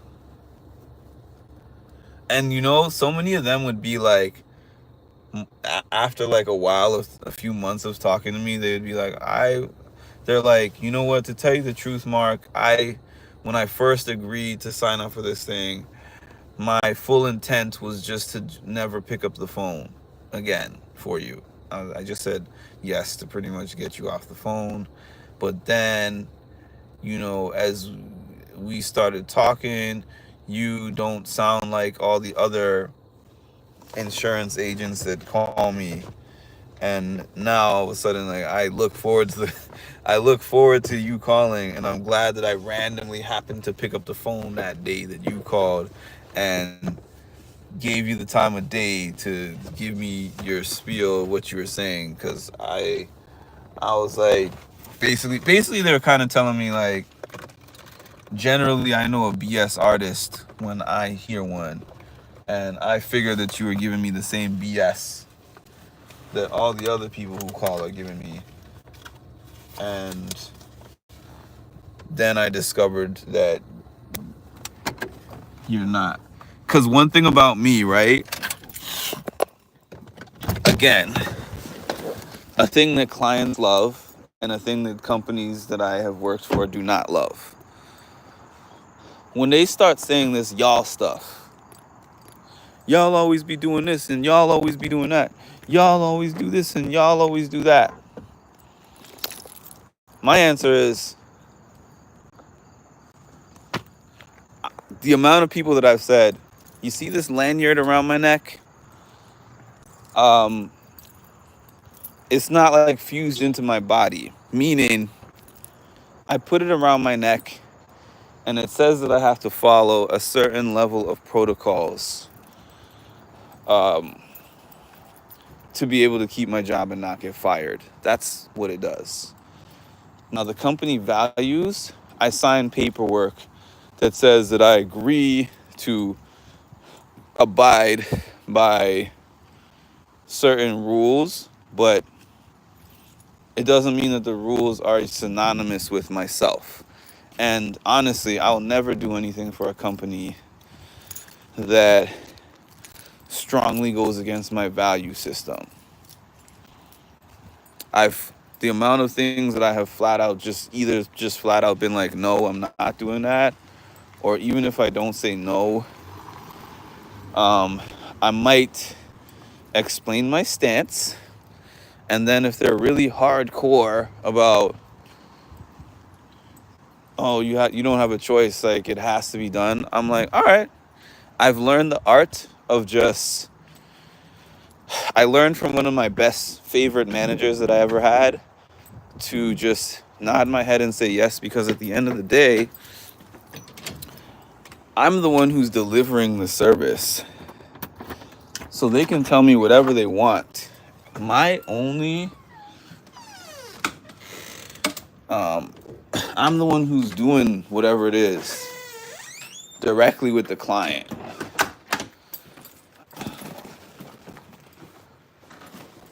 So I just have to figure out a way to quietly do it the way that I feel is the right way to do it without them knowing that I'm going against the grain. But then at the end of it all, I'm willing for them to know that I'm going against the grain because ultimately, you know, it's me. It's my rear on the line. My morals, my values on the line. So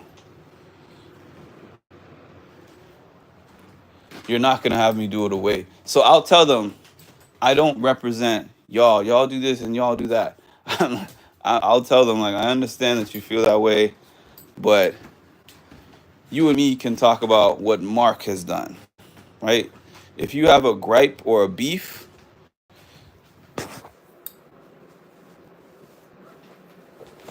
over the way that I have handled something or done something, then let me know. But I'm not y'all. Y'all is not addressed to me.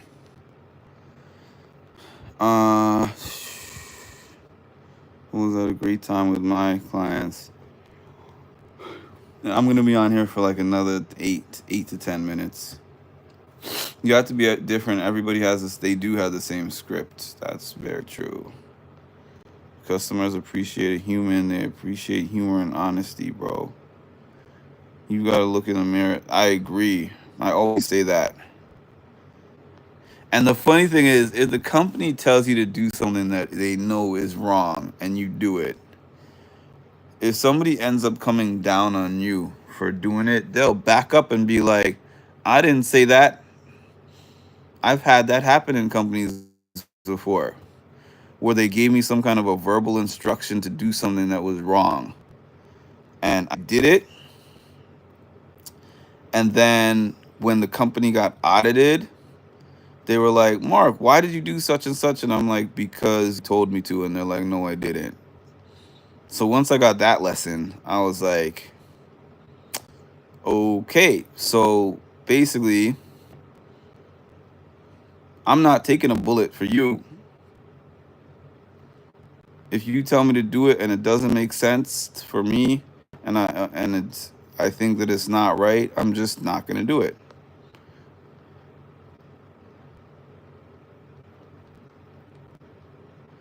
And but most of the time, I'm not going to tell you that I'm not going to do it. If it's something that is crazy against my values, then yes, I will have a conversation and just be like, I refuse. But if it's something that is tap dancing around the goalpost, then I will just find my own way to do it and not tell you about it. And if it comes back to you, well, I'm somebody. I'm a person of extremely strong conviction, to be honest with you. And I think that because I have an outward appearance of just being very kind and nice, when we get into these discussions, people are always shocked at my I said what I said and I did what I did type of energy. I've had that since I was a child in school. Since I was a child in school. I have always had very listen to how crazy this might sound to you. 2 incidents, and these are the last 2 things that I'm going to say. In high school, I was in this class in Canada, where I was living in Canada. To get an A, there was no A plus and A minus like there was here. There was just A, B, C, D, and I think it wasn't an F. I think they called it an R if you failed. So it was like 80 to 100% was an A. That was a big range. 80% to 100% was an A. Um, 70 to 79 was a B. 60 to 69 was a C. 50 to 59 was a D, and then anything under 50 was a fail, right? So I did this one class where I had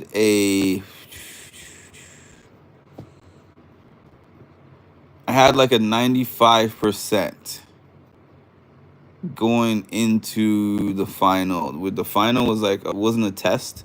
It was like a final project where you had to write this, let's say 50 page term paper or whatever, and it was worth 15% of your grade. So I looked through the syllabus for the rules, and because some classes were like, you have to do the final project in order to pass the class. Even if you fail the final project, it's like you have to do the final project in order to be considered as completing the class.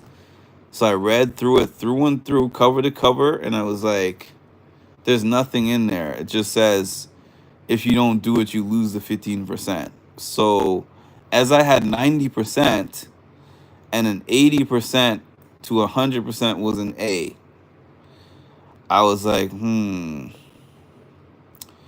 I could sit here and do this paper. If I get 100% of this paper, it's going to push my percentage up a little tiny bit.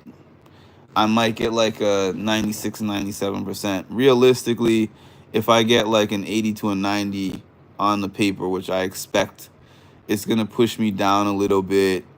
I'll have like a 92, 93%. And if I don't do it, I'll have an 80%, and the 80% is going to be still an A. So, so I still remember when the teacher was going around collecting the term papers, and he says, "Mark, where's your term paper?" I was like, "I don't have it." He says to me, "Oh, well, your term paper gets docked 25% a day, and if you don't turn it in by Friday, then you can't turn it in." And I said, "Oh, no, I don't have it because I'm not doing it." He was like, "What do you mean you're not doing it?" And I was like, that's what I mean. I mean that I'm not doing it." So he calls my mom, because I was in a boarding school at this time. He calls my mom, and my mom calls me. My mom tells me, "Mark, I had a confusing conversation with your teacher." I said, what teacher? What was confusing about it?" "Oh, Mr. So and so called and says to me, Mark told me that he's not doing his term paper. Are you turning it in late?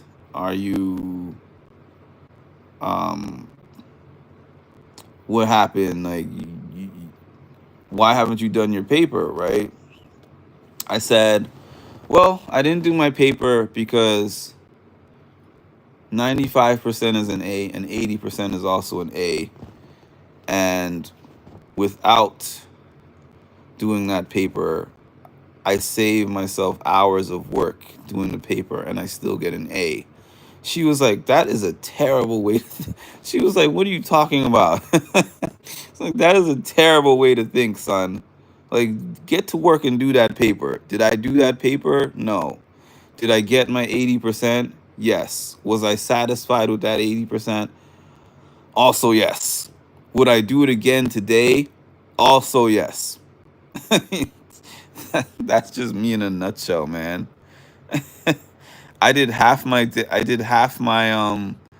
know what it is here because I did half my school in Canada and half in the US. And actually, that grade came back to haunt me, or those grades I got came back to haunt me, because when I brought my Canadian grades over here, they didn't care that 80% was an A in Canada. They put it all with the system that was here. So my high school GPA was terrible, because if I got an 80% here, I mean there, and it was an A, when I came over here, they adjusted it. They were like, "That's a B minus." On the 80% was a Yeah, I think an 80% in my school was a B minus. So they adjusted all those grades. But anyways, that was the one incident, and I'll give you the one other one, and then I'm off of this. We used to pass notes in school, right? So I was in a class, and this girl actually passed me the note. I didn't even pass her the note. She wrote a note and passed it to me, like note passing was a thing. And then I passed her a note back. And when I passed the note back over to her, the teacher was like, "Give me that note." Picked up the note, opened up the note, read the note. Embarrassing. And then he was like, "Mark, you're gonna stay after class. You're gonna vacuum the whole classroom. You're gonna wipe down all the desks. You're gonna clean the windows. You're gonna take out the trash, and you're gonna clean my desk, and you're gonna wipe down the chalkboard." This was the punishment that was gonna be given to me in lieu of giving me a detention. Like, I'm not gonna write you a detention slip and make you do a detention. I'm going to make you just clean the whole classroom instead. I didn't want to clean his classroom. So I was thinking to myself, and I thought of this really quick on the spot. I'm like, it's probably gonna take me like an hour to do all those things that he said, and I don't want to do any of that. So I said, I can either take an hour and spend an hour cleaning this whole classroom, or I can spend an hour taking a nap in the detention room. So I said, "Oh, you could just give me the pink slip." That's what our detention slips are called. He was like, "You can what?" He was like, "What?" He was incredulous at me saying that. He was like, "Give me the pink slip?" I said, "Yeah, you heard me. I'll take the pink slip. Give me the detention. I'm not cleaning your classroom." So he sent me to the principal's office. The principal, he speaks to the principal. The principal comes in and speaks to me and says, um, again, confused. "So I was talking to Mr. So and so, and he said that you were passing a note in class. He intercepted the note, and then he told you to clean the classroom after class. And you said, 'No, I'll take the pink slip.'" And she said this like she was expecting it to be like some kind of miscommunication, or she didn't understand the story correctly. And I was like, "Yeah, that's what I said." And she was like, "That's disrespectful. Like, that's so rude and disrespectful to your teacher. You can't ask for a pink slip." And I was like, "I can't. So what's happening here? What's about to happen here? Because I'm not cleaning the classroom, and I'm pretty sure you're about to give me a pink slip. So what do you mean I can't ask for one?" And she was like, she was stumped. The principal was stumped. She was like, I'm going to call your mom." I said, "Sure. My mom is in the hospital right now. Like, I mean, in the hospital, like she was a nurse." And I was like, "I'm sure she's not really going to appreciate this call, but you can do what you need to do." Again, she was just flabbergasted. And she called my mom, and she had my mom on the line. She's explaining the story to my mom. My mom has the same reaction. Well, first it was kind of like, "Why are you calling me for this?" Because I knew she'd have that reaction. But secondly, she was like, "So let me get this straight. You passed a note in the classroom. The teacher told you to clean the classroom up, and you said, 'I'll take the detention slip.'" I said, "That's what I said, Mom." When I got home, she was basically like, "Why are you like this?" And I was like, "Because I had options, and I chose the option that I wanted. Like, it's not like I said, 'You can't punish me,' but I said, I'll take this punishment over this punishment because this is the one that I prefer. And that's the thing. When I tell people how much trouble I got in school, they think of trouble as being somebody who was a bully or maybe somebody who would their language was out of control or they would yell at people or they like no, I did little slick things that the teachers didn't like. Um that was my point. Being a worker for someone, why work 100% more than someone else to get paid the same? Take the A or B and ride with it. I can't believe I'm still up either. It's 4:47. You're hardcore tonight, Jason. And you're like, nope, that's what I said. The principal knew you made the right choice. To be honest with you, I had so many conversations with that particular principal. I had so many different conversations with her, and she would sit and talk to me for like an hour, and she didn't have to. We spoke about this. Like I reconnected with her when I turned 30, and we reconnected and spoke about all those different conversations, and she admitted, she was like, a lot of times you made excellent points, but I could not say that to you because I could not go against my staff. She would be like, Mark is, she said, I'd go home at night and be like, Mark is one of my greatest challenges as a human being because he's 15 years old and he's like out logicking his teachers. Because she would come in there and she would be like, oh, such and such sent you over to the office and said that you did this and you said this. And I would be like, yeah, I did do that. And I did say that. I was honest. I wasn't even like the other kids would lie. Like, I remember this one time we all went to the gym after school and we were all playing in the gym and there was no teacher present in there. And we all walked out of the gym together. And this one teacher who didn't like me was like, what are you doing here? Come into my office, blah, blah, blah. Came into the office. He wrote me up. And then the principal spoke to me and was like, well, what were you doing in the gym after hours? You know that you're not allowed to be in there. And I said, the question is not really why am I in the gym after hours? The question is, if there was 12 people in the gym, why am I the only one who's here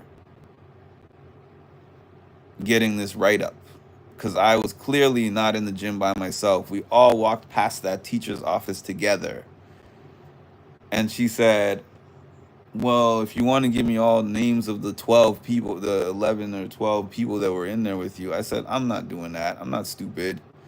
Like, I give you all their names and then all of a sudden you get all of them in trouble, then I'm the one who's the snitch, the bad guy that all my friends are not going to want to be my friends for. I'm just telling you that obviously this was a thing where I was being targeted by that teacher. And she tried to give me the speech about, uh, if you were not there, then there's no way you could be in trouble for it. But she knew that I was accurate. They hate when you're 2 steps ahead of them. Yeah, pushing boundaries.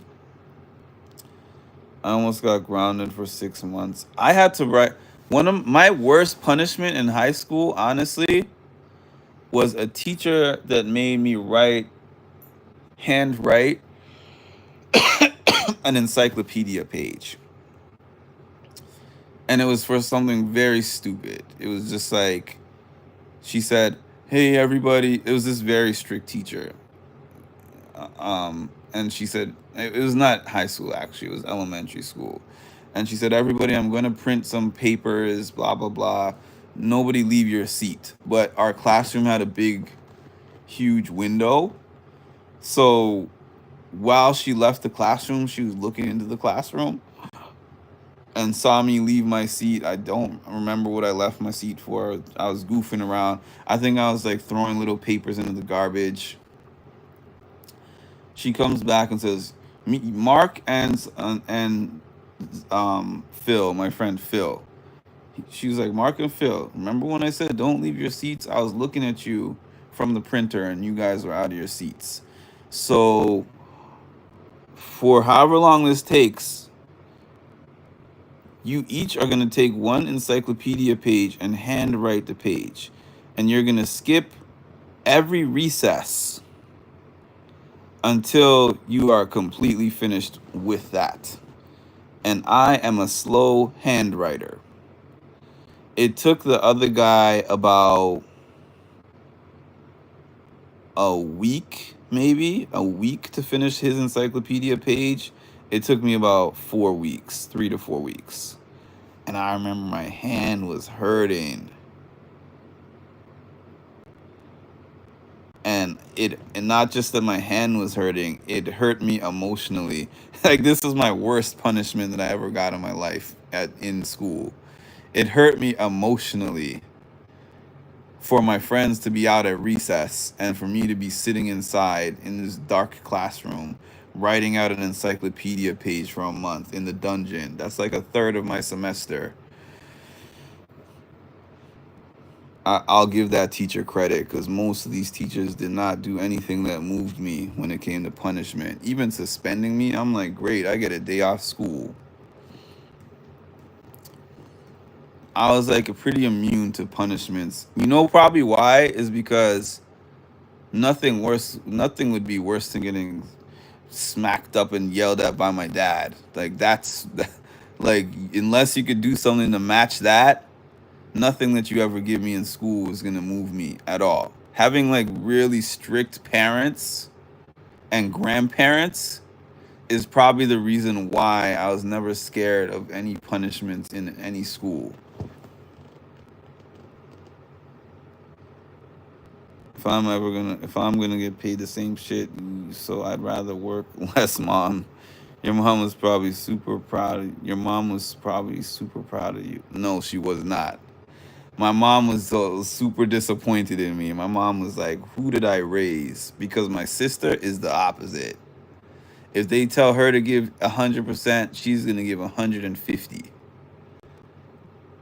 If like the work philosophy, the 80% thing that I'm talking about, she would never. If my sister knew she could get 1.5 more percentage points for that term paper, she's going for the percentage. She's going to work the hell out of that term paper. But I'll tell you the truth. And I think she would hate to hear me say this, even to this day. In the real world, in the practical real world, these things that sound crazy, that might sound crazy to y'all,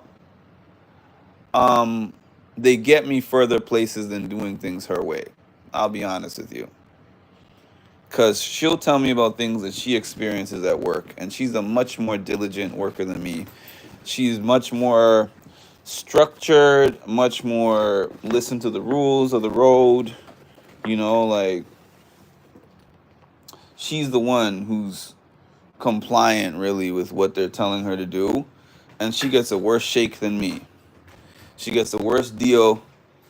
She has higher qualifications than me. She did more school than me. She has an amazing skill set, better than mine.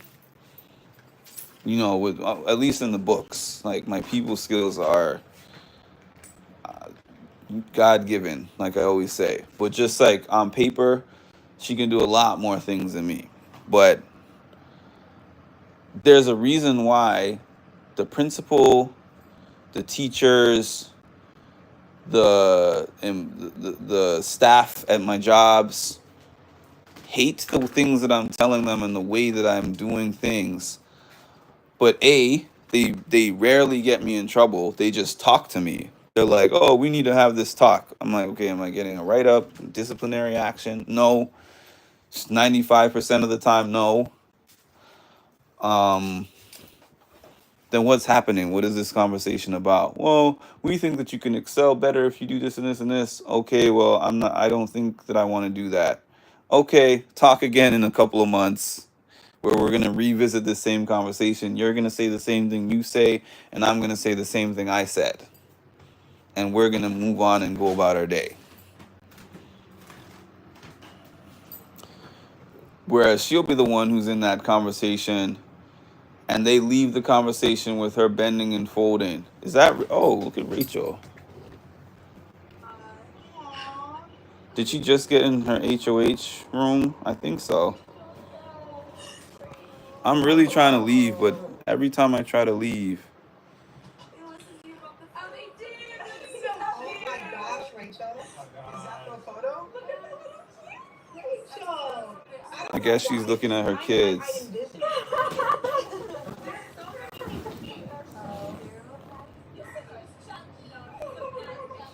Every time I try to leave, something keeps bringing me back. I was a daddy's girl. My mom was on a rampage. Hi, Daniel. I'm gonna be in my office in 3 hours, tired as a dog. But whatever.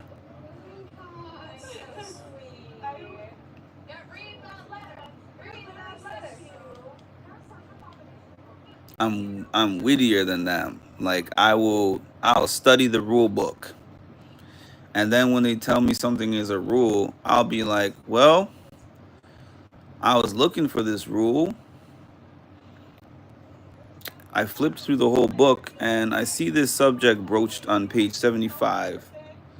And this is what it says. So it doesn't really look like that's the rule. It just looks like you have an interpretation or an individual requirement that you have for that particular thing. And I don't feel good with doing that. So I'm not doing that. Good talk.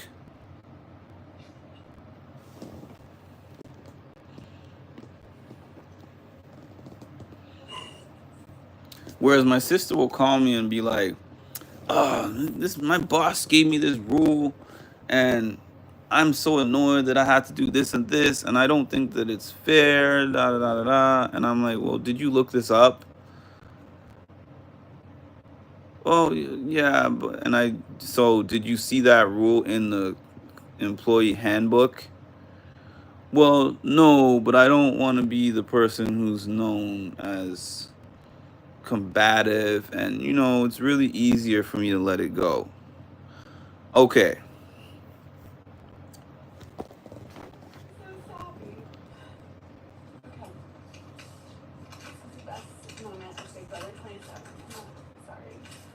She's reading her letter. Hold up.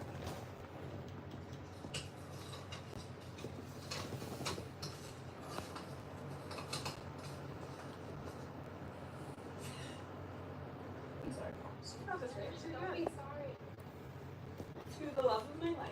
Aww. We are missing you tremendously. We are so proud of how you were playing. You have made so many wonderful memories. Oh, we have made so many wonderful memories inside and outside of that Big Brother house. And I can't believe how far we've come. You are my everything. And not having you here is only strengthened my love for you. We are all good here, so don't worry for a moment. Adora has been doing great at swim. She finished her last meet, getting her fastest time in breaststroke and taking first place. Yeah, that's right, girl. Adora! Good job, Adora. She also did the 100 IM for the first time in degree. Oh, I'm so excited. The kids love him so much. Adler's your little man in surprise.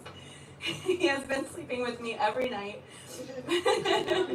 but insists that I sleep on my side of the bed, and I don't sleep on your side. He's saving it for his mom.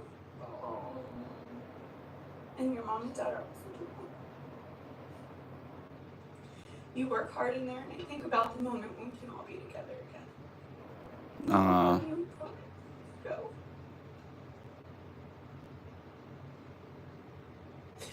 That day will come, so work towards it. Remember, you are a force in that house, and you are strong. You did this before without me, and you can do it again. I love you with every ounce of my being. Love Brookie. I love the letters from home. I love the letters from home, man. That was so nice. I love that. Cause it like gives you like a little break to see that for those 2 to 3 minutes while they're reading the stuff and looking at the pictures, like it's not game for a little bit, just a little bit.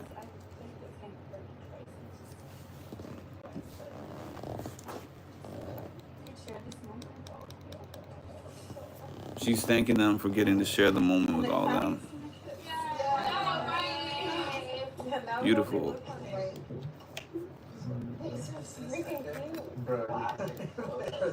Anyways, to close off what I was saying, in a sense, a company likes working with somebody who is compliant, in a sense, right? But I had a really straightforward manager at my last job. She was so straightforward. And I don't mean she didn't lie to me. I just mean about certain things, she was so straightforward, right? And what she was straightforward about is somebody who's just compliant, yes man or whatever.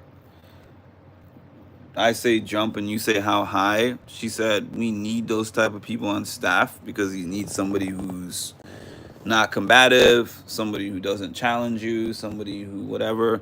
Like you need those like just straight up, I can count on Joe because I need a certain level of production. Joe is nothing exceptional.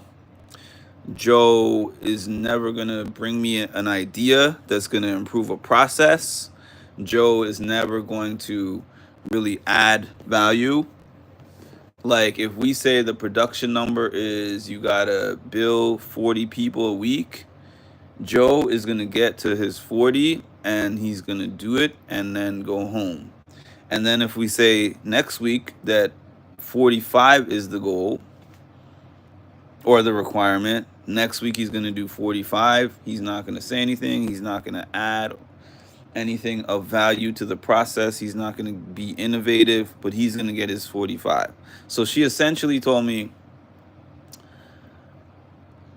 we as employers want 85 to 90% of our employees to be like Joe. But we don't really have that much value or even respect really for the Joe because Joe is replaceable. And she told me somebody like you, somebody who challenges a process or what are they doing?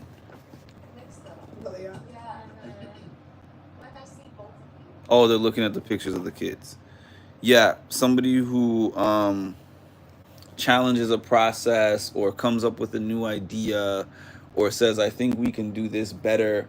Or if they say jump and you're like, well, why am I jumping for? Can you justify the reason why you're telling me to jump and what the goal is, what we're going to accomplish when I jump? You know, like that she told me like that type of person is the one who ends up getting into my type of position. Because she says like she was like, that's how I was. I would challenge the way that I would challenge the things that I'm being told, and I would come up with my own ideas and make suggestions and say things in the meetings and whatever. And it moved me up into places. And and she basically told me it's not necessarily always going to make you liked. Like, but then at the end of the day, as somebody told me, ooh, sweet, I found a iPhone charger. As somebody once told me, there's a thing that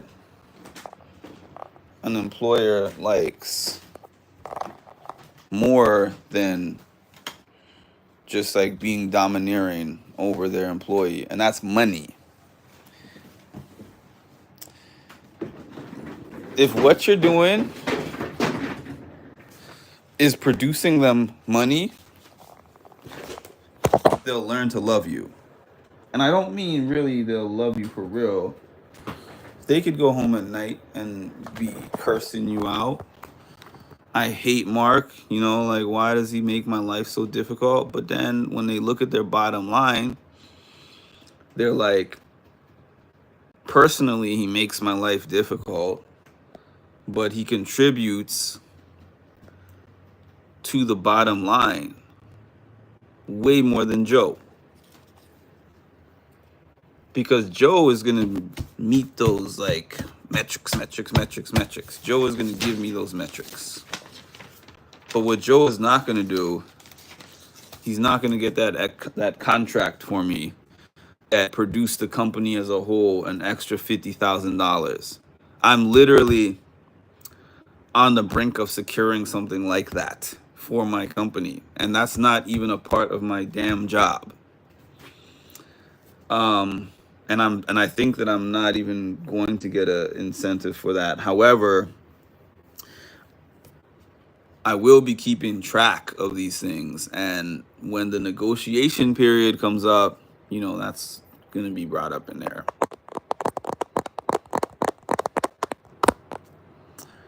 But yeah, the person who's just gonna truck along and do as I say, whatever, you know, they're valuable in certain ways, but they're replaceable in other ways. So that's the reason why someone like what I'm describing, like my sister has, is the easier one to get along with than me. But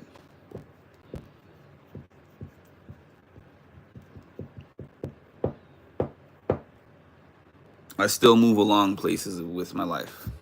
All right, y'all. Now it's time for me to go. I'm way extended my stay, but thank you so much. I had a lot of people for it being this time of night. Like at one point I had 11, 12 people. And sometimes I don't have that much in the daytime. So a lot of you were late night people tonight. I'm going to sleep for a couple of hours and then get up and do this whole thing all over again. We'll talk about Big Brother. We'll talk about nominations. We'll talk about who Rachel is going to put up, or who Rachel ends up putting up, and implications of that. Somebody said in my comment section earlier that they heard, I think they said they heard Lauren. Who was the other two? I think it was 2 women and a man. It's like Lauren. I think it was Lauren, Morgan, and somebody else. Vince? Yes, that's what it was. I heard Lauren, Morgan, and Vince with a backdoor, or like, I don't even know if it's backdoor, but like a Kelly option for the renom. That's what I heard. Morgan, Vince. Yeah, Morgan, Vince, and Lauren, and Kelly renom. That's what I heard. I didn't hear Riley. I hope Riley is, but I didn't hear Riley. But I also didn't hear anything. That's just what someone said in my comment section. All right, everyone. Like, comment, subscribe, notification bell. Good night.